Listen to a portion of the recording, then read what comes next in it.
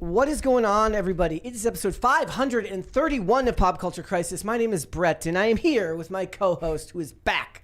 Introduce yourself, please. Hi, Crisis Actors. It's Mary. Yes, I am indeed back. I guess we should have clickbaited today. Yes. Mary is back! She's been gone for so long. Yeah, How did we all survive? I got snowed in on Friday. It wasn't pretty. I saw you made cookies.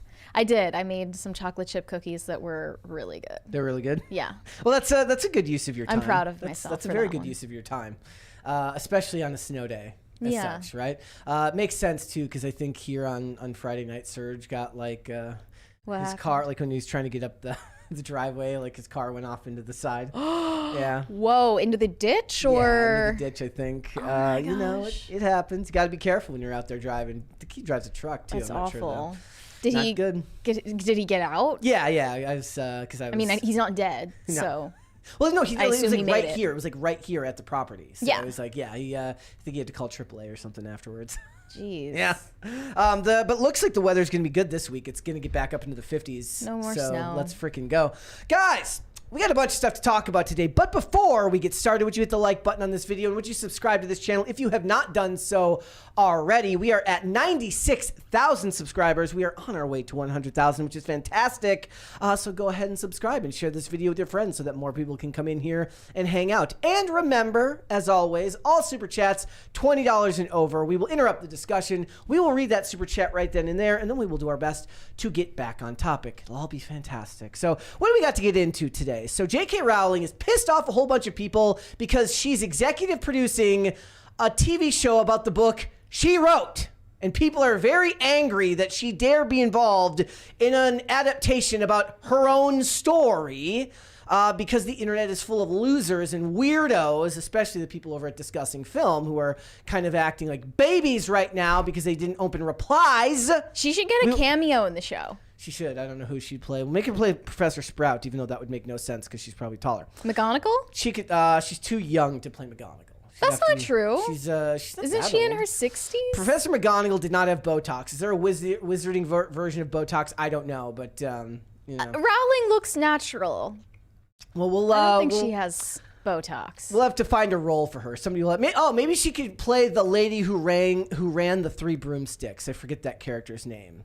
Yeah, she could do that. Also, guys, Sports Illustrated made big news on Friday because they have laid off essentially their entire staff, and a bunch of people got into a debate. You know, is this one of those examples of get woke, go broke, or whatever it is the kids are saying these days? Or is it just bad management? Is it changing of the guard? The times have changed. People aren't buying print magazines like they used to. What is it that caused something like this? So we'll get into that. I've got a list of my reasons why I think I've got 3 examples to show you why I think Sports Illustrated might have gone out of business. So we'll talk about that. We're also going to talk about a model turned influencer named Nara Smith who got a lot of people pissed off over the weekend because she made cinnamon rolls for her husband, which, by the way, I find to be a straw man answer when people list that. Yes, I do. I believe that is a straw man answer. See, now you're being a hater. You're one of the haters. I'm a little bit of a hater on this one, yes. Let the woman bake cinnamon rolls. Well, we'll talk Why about do you it. hate everything happy and wholesome? Well,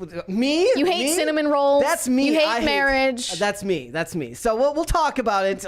We're also going to talk about the continued discussion around whether or not Gen Z is in fact aging like milk. Not milk.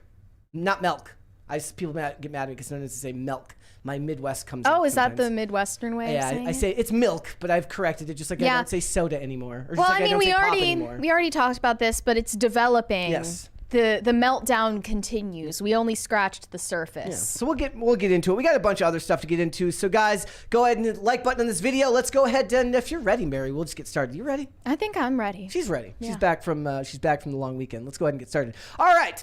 This is from Discussing Film. Who does suck, but we still use them. Film. Yeah, basically. Say that again. No, I'm not going to say it on camera. Discussing Film says Kenya Barris says Wizard of Oz remake will follow a girl who lives in the bottoms of a huge apartment complex located in Inglewood, California. He also says he's making a remake of It's a Wonderful Life. Neither of these should be made. Oh, and he's also working on a biopic limited series about Richard Pryor. Well, I mean, the Richard Pryor is at least dead. So this guy, he co-founded America's Next Top Model. Yeah, he was one of the creators of America's Next Top Model. He directed Blackish and You People. Yeah. So race baiting. He's got projects. a very, very long list of Hollywood credits as a producer. But He said the original Wizard of Oz took place during the Great Depression, and it was about self-reliance and what people were going through. I think this is the perfect time to switch the characters and talk about what someone imagines their life could be. It's ultimately a hero's journey. Someone thinks something's better than where they're at, and they go and realize that where they're at is where they should be. What is he saying? I have no idea. I want people to be proud and happy about where they're from, but I want the world to take a look at it, and I hope that will come through. I have no idea what that means. And then in regard to his It's a Wonderful Life remake, he's race swapping the main character to be a POC. So he wants this to be from a POC perspective. Yes. He said, I feel like Christmas movies are amazing, and the idea of taking something that has that long of a history and a tale behind it and putting an amazing piece of talent to tell that story. It's a guy who's trying to help out his community, and things are going to turn around on him. I think that's the perfect story to tell for a person of color, black or brown, to get into that, because our communities have some issues, and someone trying to help that community out. I think that's the perfect vehicle to tell that story from. I mean, what? Just no. Like, no more recycling IPs, no more race swapping, well, even no more. He goes further into that. He seems to be a big fan of that. He said, I'm still a believer in IP. Yeah. I think I get shit for it sometimes. Rightfully so, because you're not creating any original stories. Yep. Like, if you were capable of it, you would, right? Yep. He's such a hack. He also wrote the screenplay for the White Men Can't Jump remake. So, that's not out yet? It came out last year. Is it okay? Yeah. Is it on streaming? Yeah, it's on Hulu. It didn't go on to theatrical release? No, it was a Hulu only movie. Did you end up watching it? I got about 10 minutes in and just turned it off. There is no... It was that bad? It's just, it's not Woody Harrelson and Wesley Snipes, therefore I digress. Just not interested. Yeah. Any IP, those are very classic stories, so you're going to get pushback for doing those anyways. Though I don't think the same amount of pushback that would happen if this was a big. I'm guessing most of these won't even go to the theater. They'll end up being streaming. It's just like, how do you self-insert into Dorothy from The Wizard of Oz? Yeah. Like, he's from Inglewood, California, so he thinks that Dorothy from Wizard of Oz should be from Inglewood, California. Right, what you know. You're just like not creative. They're not creative. They don't know how to take stories from. Well, no, that's not the problem. So I was watching this thing over this weekend. I wonder if I still have this here. Let me actually double check. It's funny because this would actually be relevant to this discussion. But they were talking about this. This is an actor. I forgot about this. A disabled actor, as you can see, who was basically saying, why are non-disabled people writing about disability without consultation? Basically, the idea is that if you can't write about being disabled unless you yourself are disabled or talk to people that are, right? So the issue is that in Hollywood now, you're not allowed to tell stories unless it's part of your lived experience. That's insane. Yep. Yeah. Yep. Yeah. Okay. Well, I just immediately saw told to stay in your own lane. Let's remake It's a Wonderful Life, and I said no. Immediately no. Yeah. Even I would say Wizard of Oz. It's like one of the best Christmas movies of all time. Yeah.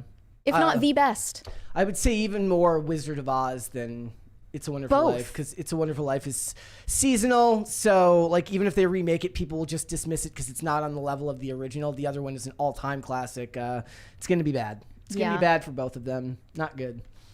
All right. And in a weird story, I had no idea this would end up happening, but a grand jury has decided to indict Alec Baldwin on involuntary manslaughter charges. Now, they've had to refile this a couple of times now because the last one was bounced back.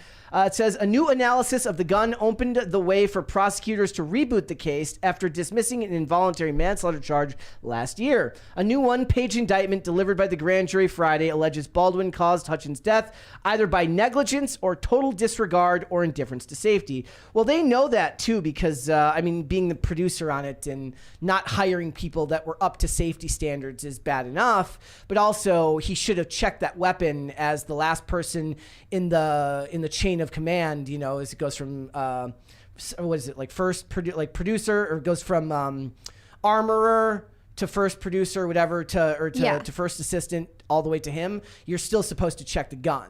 And they're also still kind of prompting the armorer to speak out about something that could get her a more lenient sentencing. She's still, and she's still facing very serious charges. Yeah. Yeah. But it's just like, there's still an unanswered question. How did a live round end up in there? Yeah. How'd the live round end up on set? They said before, at least if I remember correctly, that they were shooting cans on set off camera, like in between, like shooting, like set up and taking down. I don't know. Why is a tremendous question to ask. Yeah, it is. But the idea that there's any live ammo on set is insane. Yeah, I just wonder when this saga is going to end. So this is what can happen. It says Baldwin can enter a formal plea, with or without a court arraignment, setting in motion preparations for the trial. The indictment provides prosecutors with two alternative standards for felony involuntary manslaughter charge. One would be based on the negligent use of a firearm.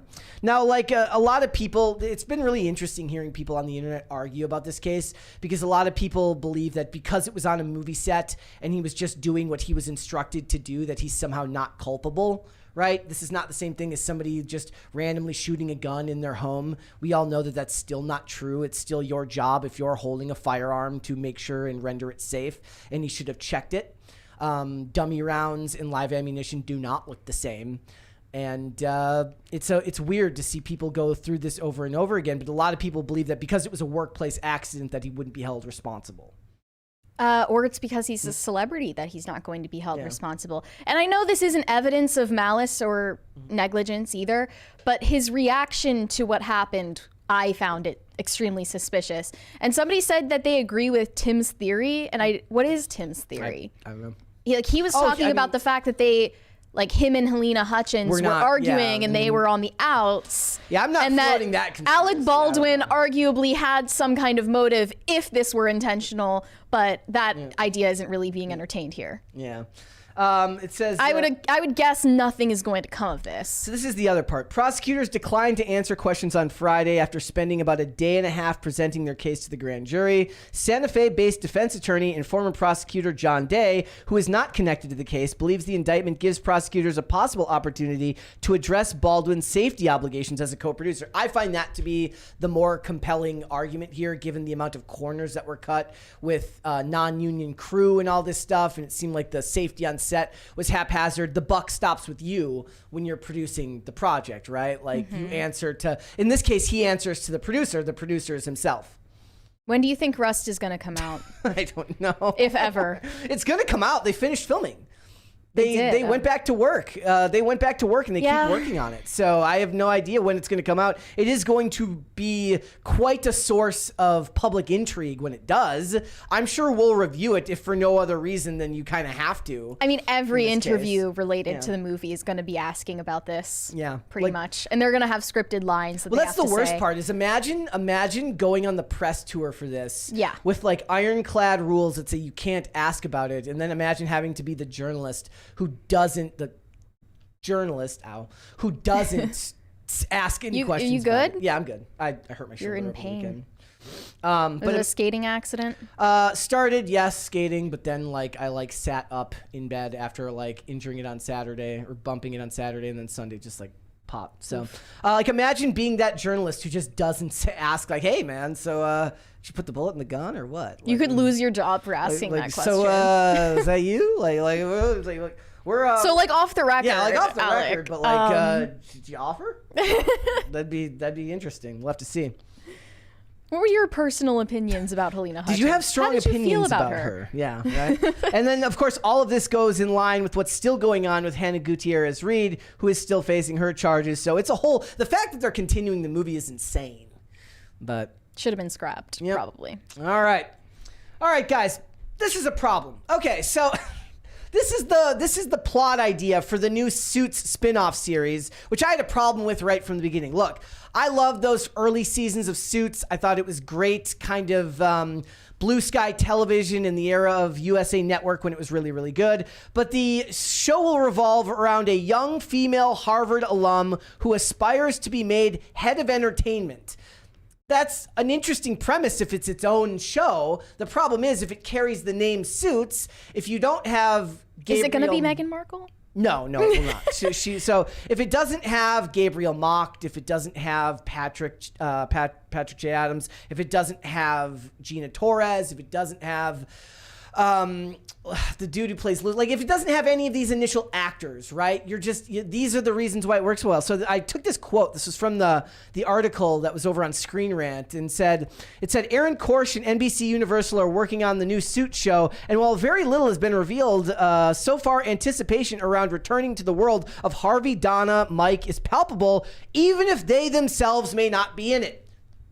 There is no excitement if the palpable excitement is around characters that will not be featured. I don't feel like this is rocket science. Yeah. People like all of these continuations and sequels. I saw somebody in the comments earlier saying like, Brett really wanted this to be good. No. I don't ever have any faith or really even care for these continuations to be good because they never are. I think the time period in which a show comes out is every bit as important as the story. And once that time has gone, you've lost your opportunity. Every time they try to bring a show back, it's almost always worse. Actually, I would say probably always worse. Unless somebody can kind of correct me here and tell me an example of when a show got brought back and it did better. But they tried to bring CSI back. It wasn't any good. The new season of Dexter was not good. Just no. Some people like the Frasier reboot. That might be the one exception. I haven't watched it. Are you going to try to watch the Suits spinoff? If it was Burn Notice or White Collar, probably. But I didn't like Suits or even like I've heard the Monk movie might be good, but also like they made Psych movies and I never heard anybody talk about them. That wasn't even that long ago. They did the Breaking Bad movies, El Camino, and then I guess Better Call Saul is a spinoff that people like. Yeah, okay, there. yeah. I've corrected myself. But it's not a reboot. That's the difference, I think. No, well, this isn't either. This is a spinoff. Would you agree that there's more originality with new TV shows than movies these days? Because it seems like the entire box office is sequels, spinoffs. Yeah. And reboots. Yeah. Whereas at least in TV, there's some new stuff. Yeah, I mean, network TV less so. Network TV seems to stick to the formulas that they've made but work. Streaming shows. Your procedurals and your reality TV. We got a $20 one here from Not That John Stewart. Says Bray. You're saying they're wearing it as a skin suit. I'll see myself out. Oh, hi, Mary. Hi. Hello. Wearing what? I'm confused. Your name is Bray now. Oh, okay. We'll get it. Suit. Oh yes, they are wearing it as a skin suit. And look, it's got the same showrunner. Aaron Korsh is the one who did the original Suits, but the show succeeded because everybody loved those characters. And the idea that you're just going to bring in new characters and slap the logo on there and imagine that it's going to be every bit as good, and then you're going to have to get the annoying, just dreadful cameos every season where you're going to see the characters pop in and out for 1 or 2 episodes and it's going to roll your eyes and it's going to be stupid. Most of these things just do not work, at least in my opinion. I try, like when I tried to like the Dexter like continuation, and that was with the same character, and I just couldn't. Miami played such a big part of that show that the idea that I have to now watch him in like the Canadian backwoods or wherever he was and pretend like I care, I just don't care. Well, Suits became the most popular show on streaming for a long run, right? Yeah. Recently. And they probably, because they're stupid, the executives looked at that stat and they were like, if we bring this back, then there are going to be a ton of people watching the reboot or the spinoff. It's stupid. That's not how that works. Cobra Kai is an interesting. Somebody mentioned Cobra Kai. Oh yeah, Cobra Kai. Cobra Kai is an interesting one because it's so vastly different from the movies. It's also different in format, meaning that it's a TV show and not a movie. You could make that argument. And they had the original. Yes, stars. but like the Karate Kid remake that Mary likes with Jaden Smith, I would say didn't really reach the same levels as the original Karate Kid. No, right? It didn't. There's a $20 one here from Not That John Stewart. It says, "Sorry, Brett, fingered your name." What? It's just gross. I don't know. I have no interest in seeing this. I really do believe that the time period in which a show is made, the reason people like Suits now is because it makes them nostalgic for a less political time. I really do believe that. Like, that could be my own bias kicking in here, but I really do believe that it harkens back to a time when the writing was simpler and there was less rules in place as to how these shows were made, and it was just more fun. It was more fun, and there was great character development, and the idea that you're going to just slap the logo on there is kind of pitiful, and I don't think it's actually going to work. It will also depend heavily on casting. It's going to end up who's going to be involved. They also did a Suits spinoff called Pearson based on Gina Torres's character, Jessica Pearson, and I think it got 10 episodes before it got canceled. Damn. Without Harvey, without Mike, I don't really think that it works. Yeah, nostalgia sells, but it has to actually be good. Yeah. Like, it's a cash grab, but cash grabs these days aren't even grabbing cash. Yeah. So it is interesting because, like, it's not going to turn out well for them. Maybe if they had done, it would have been interesting to see if they had tried to do the spinoff with either just Mike or just Harvey. But those characters are inextricably linked. Their stories were so tied together that the idea that, I still think the show viewership probably started going down after Mike left the show, because Patrick Adams left in season 6 or something, season 7. Somebody mentions NCIS was a spinoff of JAG. Yes, but that was back in the 90s. JAG was in the 90s and NCIS was 2004. Now we're in a saturated market where there's just not as many choices, or where there's just too many choices now than there was back then. I think that there's way more evidence that the spinoffs work less than they think they do. They think it's going to get them more play because it's got the name recognition to it. Also, by the way, somebody mentioning that they're doing an NCIS prequel, which I also don't want them to do, and sounds ridiculously stupid and awful. I would always get into this argument with Hannah Claire when she'd be on, where I'd say, yes, they're going to keep making the sequels because the sequels make money. Well, that's the movies, right? And that's a little bit different. They're going to keep making Fast and the Furious movies because they're still making a profit every time they make them. With television shows, I don't know if you can really make that same claim just because you have the name recognition built into it. They tried to do a spinoff of Criminal Minds. I think they tried to do 2. They did Criminal Minds Crossing Borders, and they did Criminal Minds. I don't remember what the first one was Us.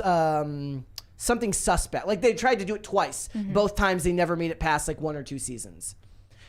And they had good actors attached to both of them. They had Forrest Whitaker for the early one, and Forrest Whitaker would have been a get back then in the early 2000s. So it doesn't work, guys. Just skip it and go watch something else. Go watch Better Call Saul. You're probably better off going to watch Better Call Saul, which people have a lot more respect for. By the way, I don't know if I updated on where I was at with Buffy, but I did finish the first season of Buffy.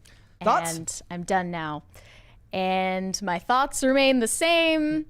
It doesn't appeal to me. That's pretty much it. Yeah. I don't feel any type of way about it. I didn't strongly dislike it, I guess. I really like Buffy's outfits. That was a highlight.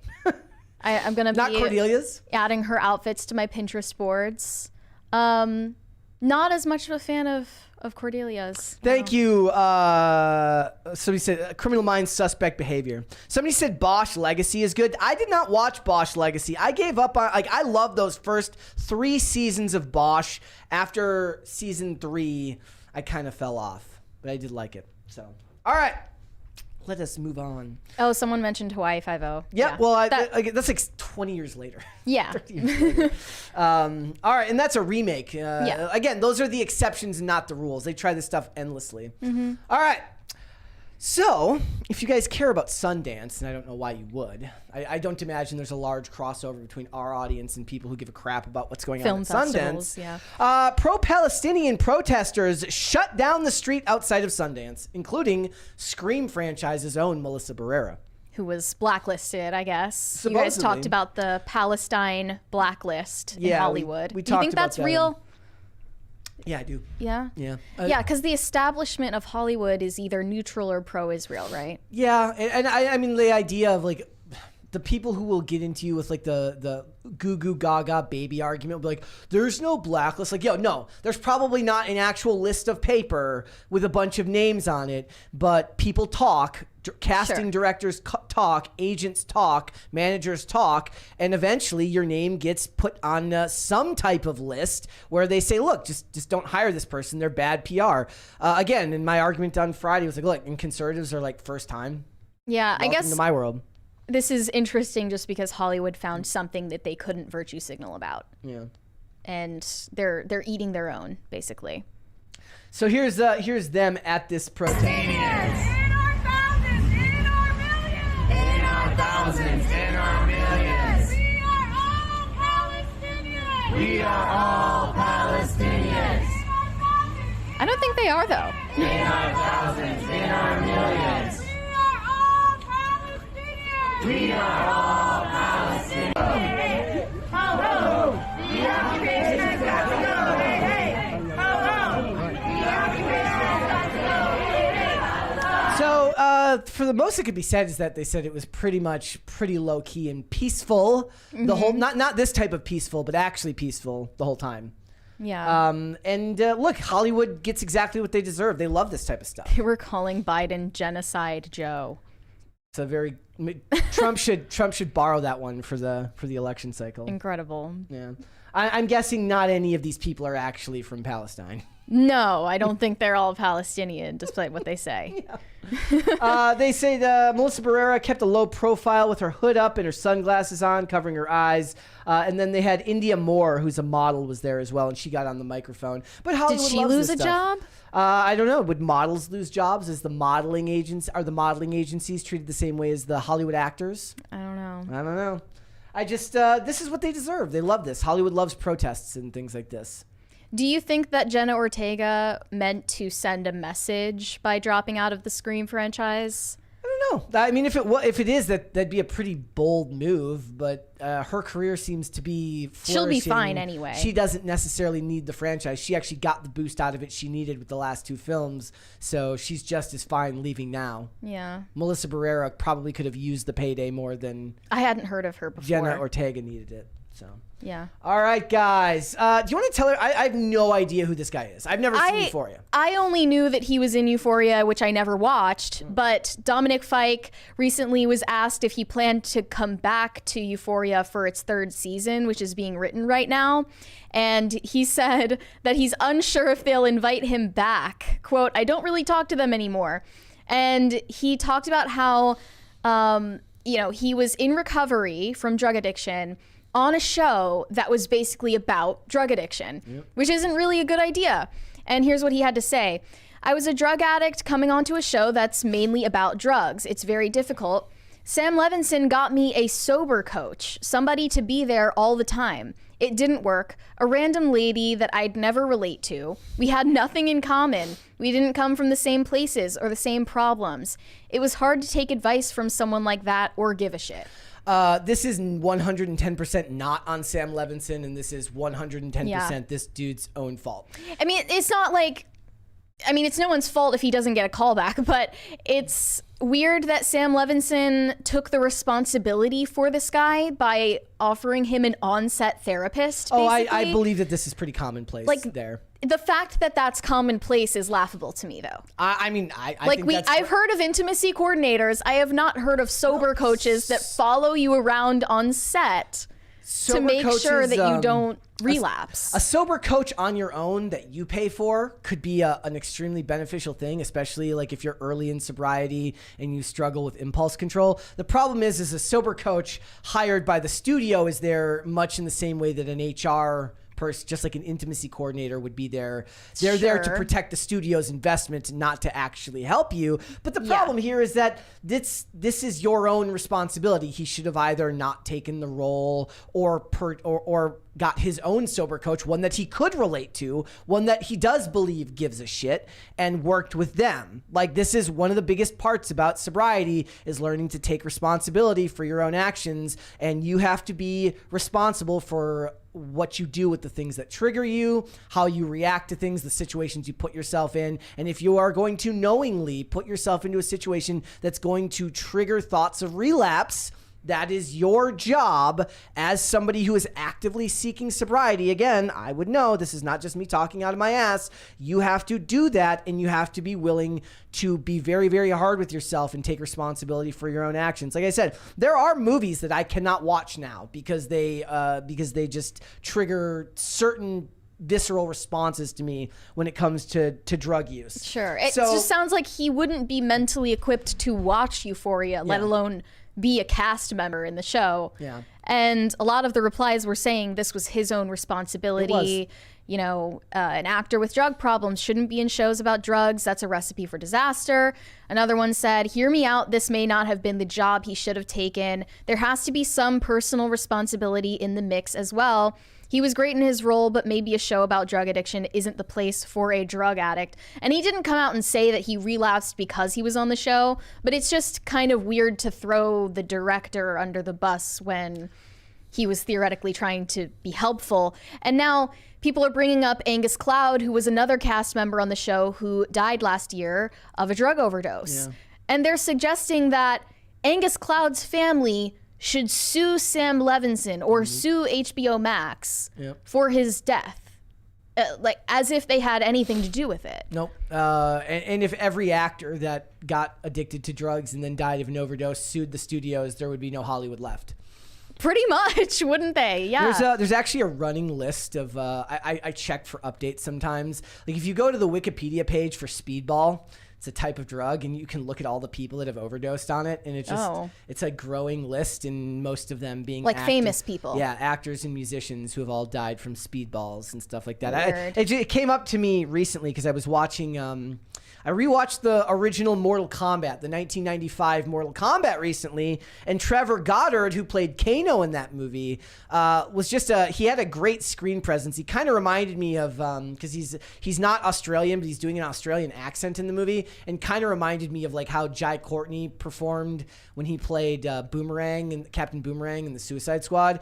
And I was watching it and I forgot, like, he died like not that long, like about a decade after that, in like the early 2000s. And you just go back and you look, and there was just so many like great B movie actors that just died of overdoses at that time period, and regular actors too. But that is your responsibility. It's like, you're a professional, you have a job to do, and you need to ensure that, if you're going to make the money that you're going to make from this show, if you have to secure some type of help to do that, whether that's a sobriety coach or those types of counselors or something, or you have to go to meetings more frequently, whatever it is, anyone will tell you that this is not on the director. It is not his job to provide you with that. If anything, he went above and beyond what he should be considered to do for his job. Like, I mean, not him, Sam Levinson. Sam Levinson did more than I felt he needed to in that respect. Yeah, well, it just seems like people want to be handled with kid gloves. Like, a lot of the responses are saying this. One person said, casting people actively struggling with addiction on your show about addiction and then not taking adequate care of them is so diabolical. The fact that Sam Levinson himself has struggled with addiction, and yet his goofy ass show has failed multiple people by giving extremely triggering material to active addicts and not putting proper protections in place for them makes me so sad. What is the protection? To wrap them up in a bubble and like block their nasal passages so they can't snort anything? Like, I don't know what. They're adults, dude. You have to take responsibility for your own actions. The drugs on set they're props. They're not real. I remember them saying that, like, when Jonah Hill went to the hospital from snorting all the fake cocaine on the set of Wolf of Wall Street. Yeah. It was like vitamin C or whatever they had to snort for that. And he ended up having to go to the hospital for it. He had a vitamin C overdose or something. But it's not just that. There's also this weird, it's like, back in the day, it was pretty normal to be a professional. Like, you didn't speak out of turn about your employer, even if things ended on like a bad note. But nowadays, people just don't seem to give a crap. Who's going to hire this guy now? People seem more than happy to just talk shit about everyone they've worked with prior. And I always wonder, I wonder this about people on Twitter too, where people just argue with each other and then they see each other in real life and it's like that argument online never happened. Yeah. What is it with that? Difficult to work with should be a real Hollywood blacklist. Yeah. Well, not about your political views. Like, if you're an antisocial person, you're going to end up on a blacklist of sorts. Yeah. They're saying it was vitamin B. I thought it was, I don't know, it was vitamin C. I thought it was vitamin C. Apparently he was snorting vitamin B. Okay. Well, either way, it was funny that he ended up in the hospital having to do that. Because you're sadistic and evil. Well, no, those stories are always told as like it's irreverent. They're like, oh, remember when? Yeah, they're like, oh, remember when Jonah Hill had to go to the hospital because he overdosed on vitamin B. Okay, the slice of life from Oppenheimer cringed me out. So they said that there's a group chat for the cast members. Cillian Murphy said this. It's called the Oppenhomies. And Christopher Nolan isn't in it because he doesn't have a phone based. But I do find that hard to believe. It's not Homieheimer? Oppenhomies it seems like the obvious choice. But yeah, that cringe. I'm surprised, like, once you reach that level of celebrity, they even have their own phones and just don't have their assistants answering their phone 24/7. Well, I guess that's what Christopher Nolan has, right? Yeah, he doesn't have to directly talk to anyone. But another one said that Christopher Nolan doesn't go to the bathroom more than twice a day. Like he said, he schedules when he goes to the bathroom. He only goes to the bathroom at 11 a.m. and 6 p.m. every day, no exceptions. And he was like mad at people that he was working with on set if they needed to go to the bathroom more than him. He's like, stop it. Stop being a human being. See, like, I don't know. He must not drink any water at all. Yeah, that sounds unhealthy. He's just bone dry. Yeah. Like, he's the opposite of Liam Neeson. Yes. No, Liam Neeson, he's actually doing what Christopher Nolan wants him to do, right?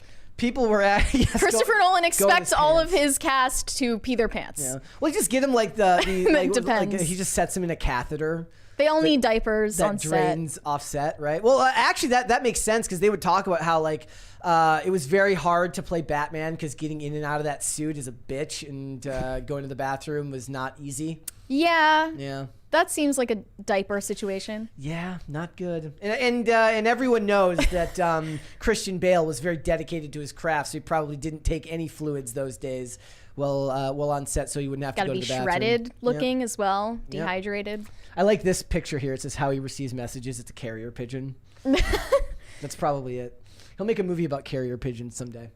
Oh, and we have this one. What is this? I have no idea who this person is. This is Jacob Elordi. Okay, he's really He was tall. on Jimmy Fallon, and he just, this is so cringy. He's like doing this little like heart at the audience. Like, bro, you're 6'7". You can't do that. Society died when people started doing this. And now everyone is saying that Jacob Elordi has, I'm not kidding, they call it baby girl energy. Yeah, they're calling Jacob Elordi. What does that mean? Baby girl energy. I don't even, whatever.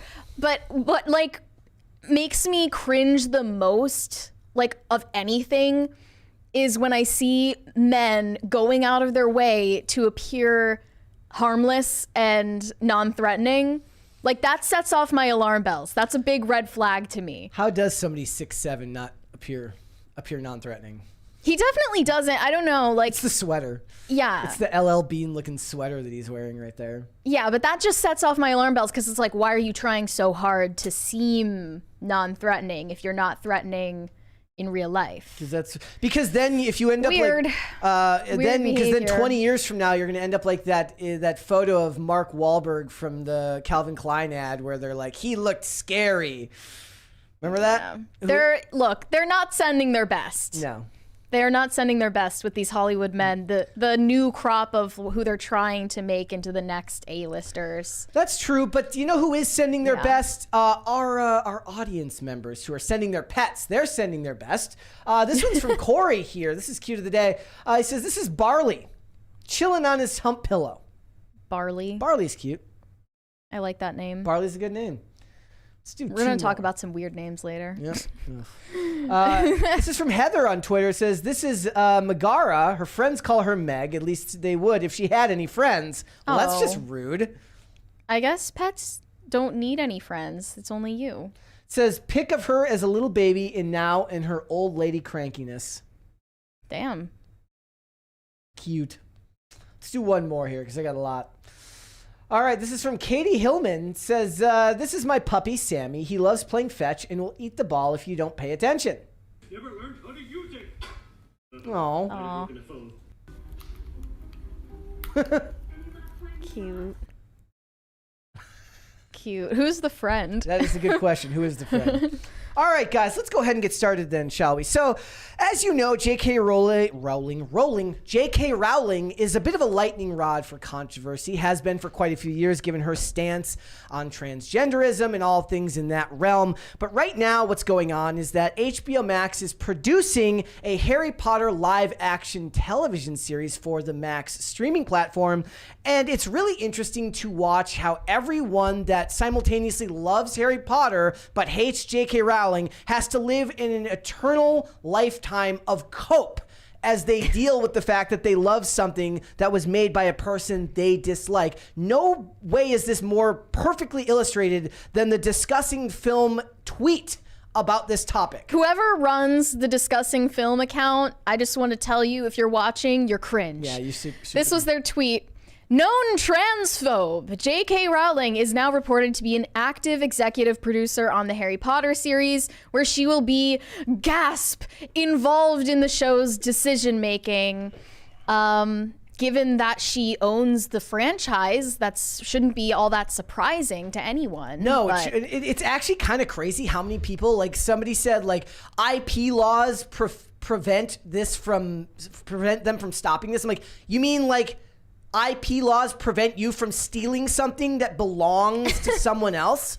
If That's they're insane. a transphobe, then they don't deserve to own their own IP, is what they're saying. Yeah. And then other these articles, it says Harry Potter fans outraged over J.K. Rowling's iron grip on new HBO Max series. Look, she was the same thing with the movies. She had final say on everything, which is why you got very, very real like depictions of the characters. Sure. I would say other than Harry, who doesn't have the damn green eyes. That's better though, right? We want the creators of these franchises to care about the integrity of what's made in their wake, right? Absolutely, you do. People like the Percy Jackson author seem to not care as long as they get social justice brownie points for cheering on race swaps and everything like that. This is a good thing. And it's a good thing that she wants to micromanage the integrity of these stories. It's unbelievably ironic watching a channel called Discussing Film turn the comments off. No, yeah, they turned off the replies to this tweet so that they can call her a transphobe and not hear anything about it. I hope that she sues whoever is behind this account because, they're just going to add to her bank account. They're just paying her bills. Is she going to get sued for something like that? Is this not their opinion of her? Known transphobe definitely implies something factual, right? And they're trying to hurt her career. I think she would have grounds to sue. You cannot do it. There are so many people adding to the dog pile at this point that you can't even take action. Harry Potter is the definition of terminally online. The hate for Harry Potter is for terminally online people, and the real world is where you see the vast difference between Twitter and what actual real human beings feel about the franchise. Because as far as it goes at Universal, it's still unbelievably popular. The movies are still unbelievably popular, and not just on Max, it's on other streaming platforms as well. It's actually become, in a weird way, the movies have become their own type of Christmas seasonal franchise where it gets promoted every Christmas and Thanksgiving to start watching the movies again. And the people that have a real problem with it are the people that are terminally online and focused on LGBTQIA rights and other such things, right? Like they're not the average everyday person, because you'll see a lot of regular content. Like I follow a good mix of like people who are both like part of the culture war. I also follow plenty of like normie people in the world, and I've never once seen like a normie person post Harry Potter content where they don't get then trashed by somebody in the comments and they're like, what are you talking about? Leave me alone. Like, yeah, my there kids are like just Harry Potter. Leave me alone. Vast amounts of normies who are fans of Harry Potter who don't know anything about the controversies that surround J.K. Rowling. And she would prefer to keep it that way, but they're the ones who keep bringing it up. And they're literally the meme that's like, shut up and take my money. Even though they hate her, they're addicted to paying her bills. That has to be an unbelievably painful, I guess, it could be fair to point out that there's plenty of people, I guess, in this space who like don't like Hollywood but still like engage with Hollywood. So maybe it's a little bit of the same thing where it's like I hate Hollywood, but I'm still going to do all of this stuff. But right? the difference is that for these people, the mainstream Hollywood establishment caters to their every whim, and when one person defects from that narrative, they lose their freaking minds. She literally disagrees with them on one thing. Yeah, and for us, it's just like, yeah, people in Hollywood don't agree with our opinions. That doesn't really matter. We don't torture ourselves caring about that. No. And I'm more than happy to compliment something if it's good. The only difference is we're also willing to put stuff down and critique stuff when it's bad. And that's how everyone should be. Everyone should be willing to criticize or compliment this stuff based on merits. Oddly enough, it's funny because that is an interesting point of discussion where merits is different for each person. But for them, they're not critiquing it based on merit. They're critiquing it based on their interpretation of that person, whereas we try to do the opposite. We have to go into most movies knowing that we would disagree pretty heavily with most of the people making these films and then have to judge accordingly, not taking that into account. They can't seem to separate art from artist. Mm-hmm. Yeah, the other day you said they love Voldemorting people. They do. They love have not speaking made the J.K. names. Rowling into the Voldemort of her own franchise. They can't even criticize her outside of the context of what she created. They're still mad about Hogwarts Legacy doing as well as it did, becoming like one of the best-selling games of the entire year last year. Mm-hmm. And they can't stand seeing somebody be as successful as she is when she refuses to back down. Again, on one singular issue, she is likely all in with you guys on literally everything else. Mm-hmm. It's ridiculous. Do you think that we should review this show? Because honestly, I feel optimistic about how the show is going to turn out, just because, it's derivative content like everything else. Oh, I still don't think it's going to be good. Yeah. But we should probably review it, depending on I just feel bad for the kids who have been cast for this project, who are going to be subjected to so much media training in order to dissociate themselves from the author, who shall not be named.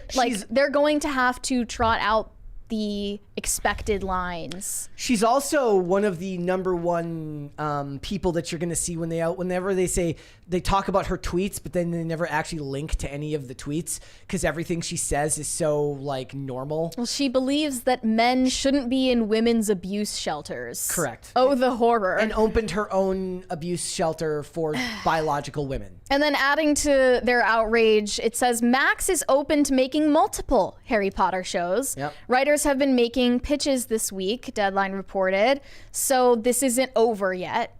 If anything comes after this, they're probably going to, if this one show does well, they'll approve other ones. Yeah, well, I doubt it will. What they may end up doing is looking to see which characters pull ahead. Yeah. Which is a safe way to do it. Like, see which characters end up resonating with other people. The problem is, just because a character resonates with an audience doesn't mean that character is interesting enough to carry their own show. No, yeah. I also looked at this tweet calling her the Iron Lady of Harry Potter. Yeah, I saw She that. has this iron grip on the franchise. Hers! It says, as someone who worked as a wand keeper at Universal Studios for a couple years, it was made very clear to me early on how much influence and power J.K. Rowling had over everything Harry Potter related. I was told that she was very involved in the look and construction of the wizarding worlds in LA and Orlando. I'd heard from more than one reliable source that she had one of the parks tear down what they had built halfway through construction because they had not used the materials and contractors she recommended. That's so awesome. And honestly, that's so freaking awesome. When I was given the script for the Wand Keeper show, it was stressed numerous times how there was no place for improving lines during the show, and if we were caught doing so, we'd get written up. That's serious business. That is the most base thing I've heard in a very, very long time. You should keep an iron claw over your property. This is why people want to complain about Star Wars. Well, George Lucas sold it, right? She's not selling Harry Potter to anyone, and that's a good thing. She should keep a hold of it and not. She made plenty of mistakes on her own with the race swaps and the rewriting of characters. She's not free of fault. She's In a made way, plenty she of mistakes. invited this, Yeah. she courted this type of audience who would turn on her on a dime. But the idea that she's just like, no, that's not the company I want making my, like, that's awesome. Yeah. I mean, who do you also think don't- has like a more, I'm also, I actually do have I'm still not, like, I do think that she screwed up by not supporting Johnny Depp for that final Fantastic Beasts movie. Letting him Right. get recast. I wasn't a fan of forgot that. about that. Yeah. But also, she's a feminist, you know? Yes, she is. Like, what would you expect from her? She's still a liberal. She's still strongly feminist and always has been. I wouldn't expect anything else from her. But who do you think has a more iconic franchise at this point? George Lucas or J.K. Rowling? I think her still. Hers is more Or no, iconic. I'm sorry, his still. I think Star Wars probably has more. It's just that's a really good it's question. run itself into the ground. Maybe let's ask so badly. Let's ask the chat that.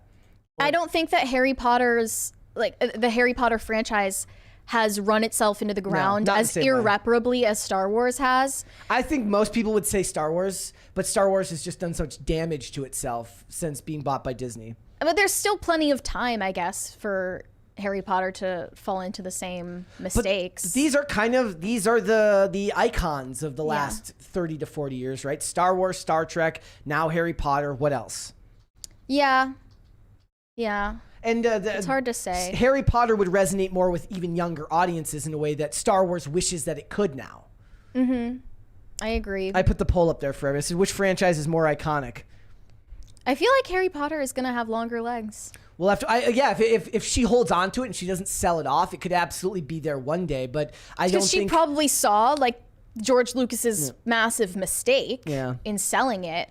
Star and Wars may be divorcing himself from it. Star Wars may be a more iconic franchise, but as far as number valuation, I bet you Harry Potter is worth more. Yeah. now. Yeah. But it's only because of what Disney did to Star Wars that Yeah. is the case. Yep. And I wish I could find that tweet the person had that said IP laws stop. Like they're basically saying, like, if it weren't for those damn IP laws, we could take your property because these people are socialists and communists and believe that the Yeah. art should belong to them.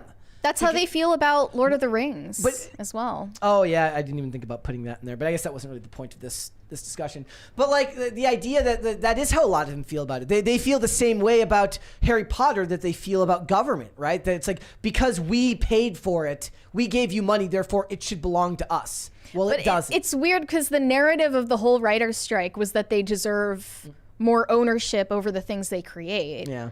How is J.K. Rowling any exception to that rule? Yep. And, Other than your personal biases against her, and I don't really like her that much, you know. Yep. Like she's a feminist ideologue. We disagree on most things.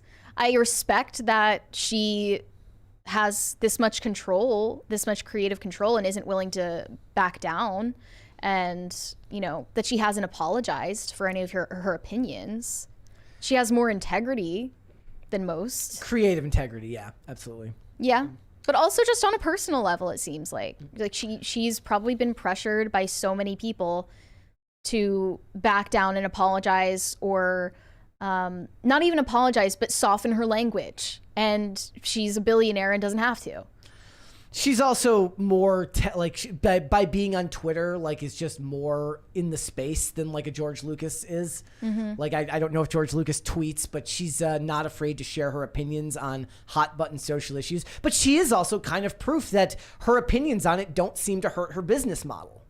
Yeah, but I think it's because most people don't know or care. And also it grew well past the ability for that to quash it quickly. Like the franchise was already so popular by the time that started becoming a problem that it wouldn't have mattered. Now, if it was a new franchise and she was talking stuff that was pissing people off early on, maybe it would have affected it more. But I just don't believe that the average person cares.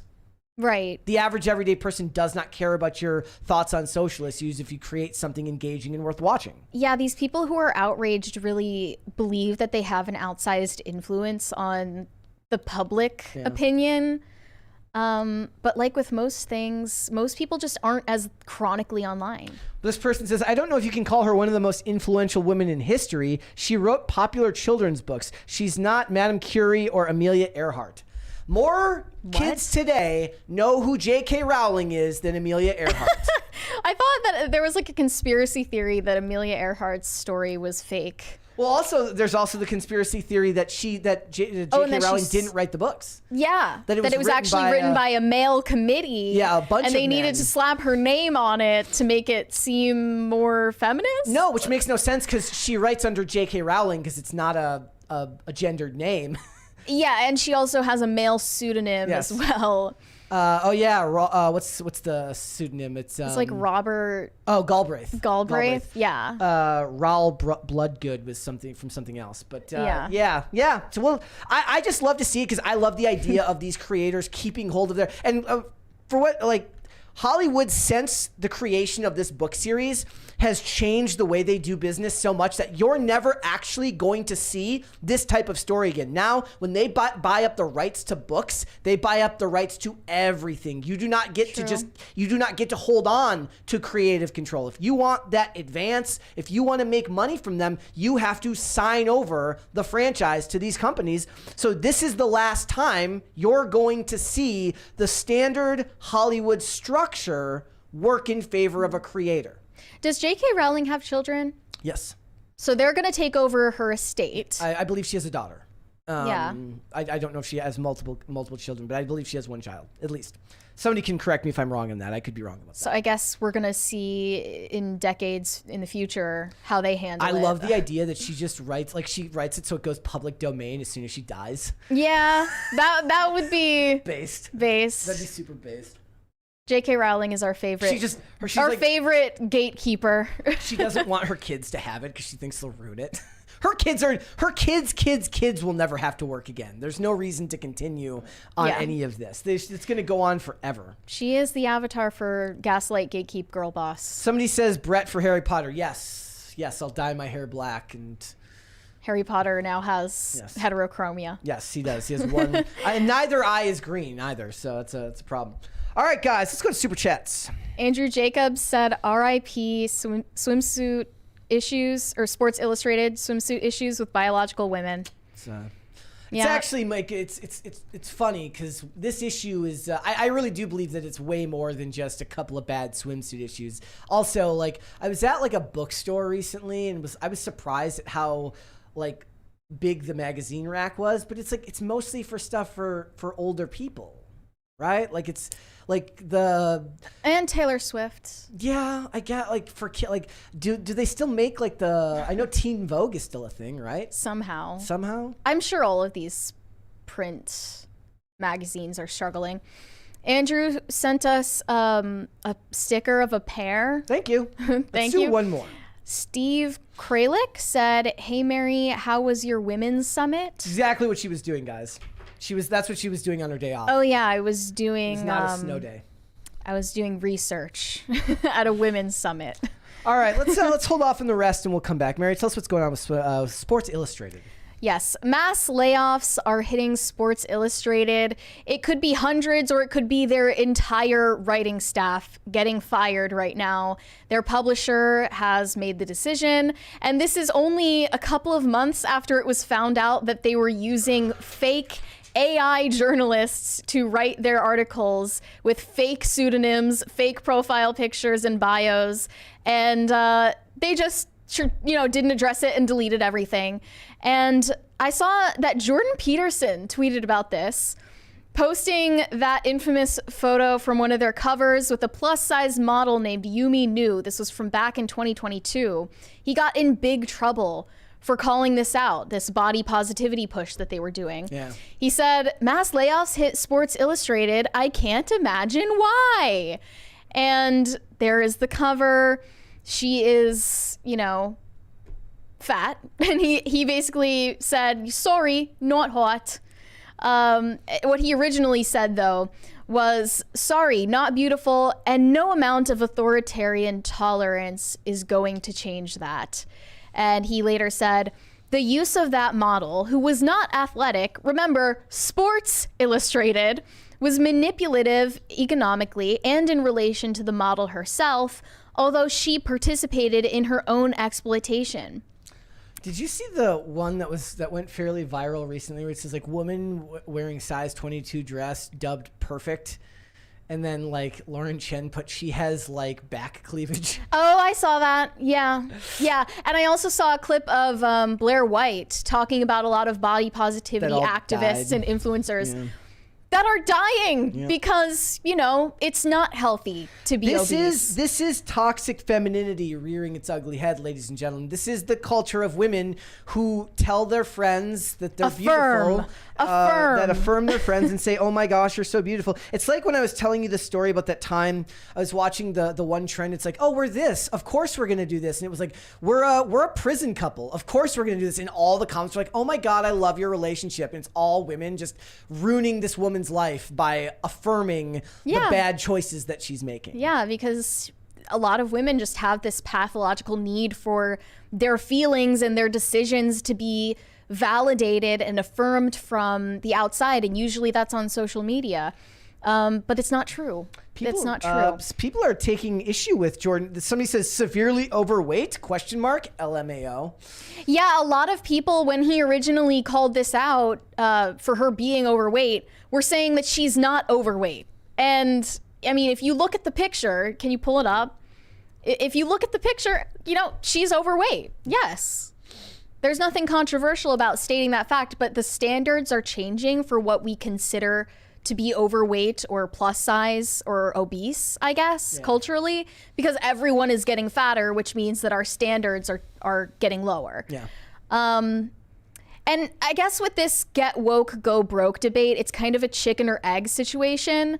Like, is Sports Illustrated firing massive amounts of their staff because they went woke and people stopped buying? Or is it that they were already failing? They were already sinking because, you know, it's a dying form of media anyway. And then pushing body positivity and putting trans models on their covers was a misguided approach to bringing their brand back. Which didn't end up working out. Leads me to my point. Okay, so I decided to do my research as far as Sports Illustrated swimsuit covers because I love my job, ladies and gentlemen. Okay.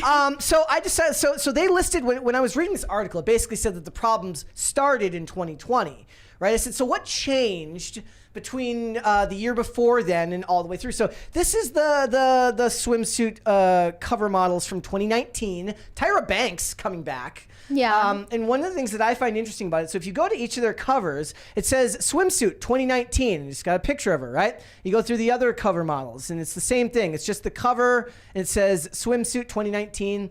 But then here you get into 2020, and it says, I like this one, it says life, levity, and the pursuit of beauty. That's kind of good, right? It's pretty generic, but fine, right? Yeah. Here's what the headlines say in 2021. Opening eyes, breaking truths, changing minds. I don't know what the frick any of that has to do with swimsuits. Is that Megan Thee Stallion? Yes, it is. Okay. So, and Naomi Osaka and Lena Bloom. So, but I don't know. Well, that Lena Bloom model is trans. There you go. Okay, that's the first time that they put a trans model on the Sports Illustrated swimsuit cover in 2021. The point here, opening eyes, speaking truths, changing minds, has nothing to do with swimsuit models. We go into 2022. And then this one, you have Kim Kardashian. You have Maya Musk. I'm sorry. You can say all you want. She's an old lady, and she should not be on the cover of Sports Illustrated. And neither should Martha Stewart. But they put Martha Stewart on the cover last year, right? So here's the thing. So and this one, if you look at it, it says, what does it say? It says, be the change you want to see. What the fuck does that have to do with being a swimsuit model? What it means is that they are saying the quiet part out loud. They believe that they can social engineer men's preferences that are biological to make them something else. It's like the hubris of that. The executives at Pornhub admitting in that Sound Investigations hit piece where they said we insert certain themes into pornography to change men's preferences. Now they see it as products, right? Yeah. they're inserting like transgenderism into pornography to change men's preferences, right? Or they're inserting, age gaps or violence or different themes into pornography. They're trying to social engineer what men prefer to see, and it didn't work out. Correct. Because you can't beat nature. So the question is, did they fail because they made these changes, or were they already failing and these were their Hail Mary attempts to try and regarner interest in their brand? And here's the yes, here's the 2020. The Martha Stewart cover. Megan Fox, Kim Petras, and Petras, another Brooks trans Nader. model. What if Brooks Nader is related to Ralph Nader? That'd be based. Yeah, this started even earlier than that, though. I think there was some pushback to Ronda Rousey being on the cover back in 2016. Yeah. So I mean, it started even before 2019, but it's a slow approach. I only went that it's like far a back gradual because they mentioned change. 2020 in the article. That's just when they seem to indicate that was when the problem started. Yeah. And the issue here is that everything has to be for everyone now, and you're not allowed to just have a magazine full of hot women so that men can look at pictures of hot women. Yeah. Everything has to be some type of cause. We got a $20 one here from organizedbusinesssolutions.com. Says Sports Illustrated is dying. I can see any type of woman in it with bathing suits online. Also, Sports Illustrated used ChatGPT. Yeah, we forgot about that. We were going to mention that. And with not just like ChatGPT articles, but fake AI, actual writers, not real people. Right? Saves time and can do the same thing on my ad copy every day. Yeah, exactly. Yeah, one of the takes I saw was, I doubt one obese model on the cover of Sports Illustrated killed the magazine. Just as likely, if less gratifying to anti-woke social media, is that Sports Illustrated were already in trouble, and the Yumi New cover was part of a desperate attempt to reinvigorate the brand in the face of it. In other words, it's much more likely that what killed Sports Illustrated is the fact that horny men can now scroll an infinity of barely clothed young women on Instagram for free. Yep. So they don't need to buy Sports Illustrated to see women in bikinis. They can see that on OnlyFans. They can see that on Instagram. It's also funny because I remember when Playboy said they were going to stop doing nudity. Like US Playboy said, we're not going to do nudity anymore, and they when changed did that that was happen? like right after Hugh died. Oh, interesting. Yeah. There have been a lot of retcon stories about what was going on in Playboy, in the Playboy mansion. Yeah. But yeah, it's just like, I guess the demand was already waning, and they were like, how do we, like, it was like what happened with Bud Light. Like some stupid, misguided HR executive. Not misguided, on purpose. Absolutely intentional. I don't buy misguided for 1 second. I believe it's absolutely intentional. And these are the. Did they want women to start buying Sports Illustrated swimsuit? No, issues? they want Jacob, I don't understand. They want men in the vein of Jacob Elordi to start buying swimsuit issues. Yeah, and where is the money going to come from? I don't think that they're gonna make a comeback after this. It's funny because, like I said, I went to the store the other day and there was plenty of magazines on the rack, but it was like all the ones that I saw just seemed to be for older demos, right? Like I just don't know if I buy that. Like a lot of young people are going to go out and buy that, or even like are still getting them delivered. Like I could see is National Geographic still around? I'm sure National Geographic is still around. Those things still exist, but that's different. Yeah. Do you also, a lot of these companies tried to move to digital in like the mid 2000s. It was already too late. Yeah, they even like magazines like Men's Health, right, started publishing articles about these issues, like thank you guys, woke issues. Thank you. Let's go. Talking about like this new birth control that's for men or wait, whatever. What? You know, I mean, it's been going on for a while now. When your pullout game is just so bad, you have to get male birth control. But yeah, Jordan Peterson called this out long time ago before this ever happened. Got in serious trouble for it. He got very yelled at on the internet for this. Mm-hmm. He said beauty is an ideal. Almost all of us fall short of an ideal. I'm not willing to sacrifice any ideal to faux compassion, period. And certainly not the ideal of athletic beauty. And his point about the model participating in her own exploitation was so so necessary because she was so willing to be tokenized. And That's the majority of it now, though. Most people don't have a problem with it because they're looking at it from a financial and like look, okay. One of the things that I always say, and a lot of people will push back on this, say, look, I don't ever begrudge someone for taking the paycheck. I don't. Like, I don't. Sure. They're putting their ability to feed themselves and pay their rent ahead of social causes. I have no problem with that. But I do understand that the problem is that the opportunity is being offered to begin with.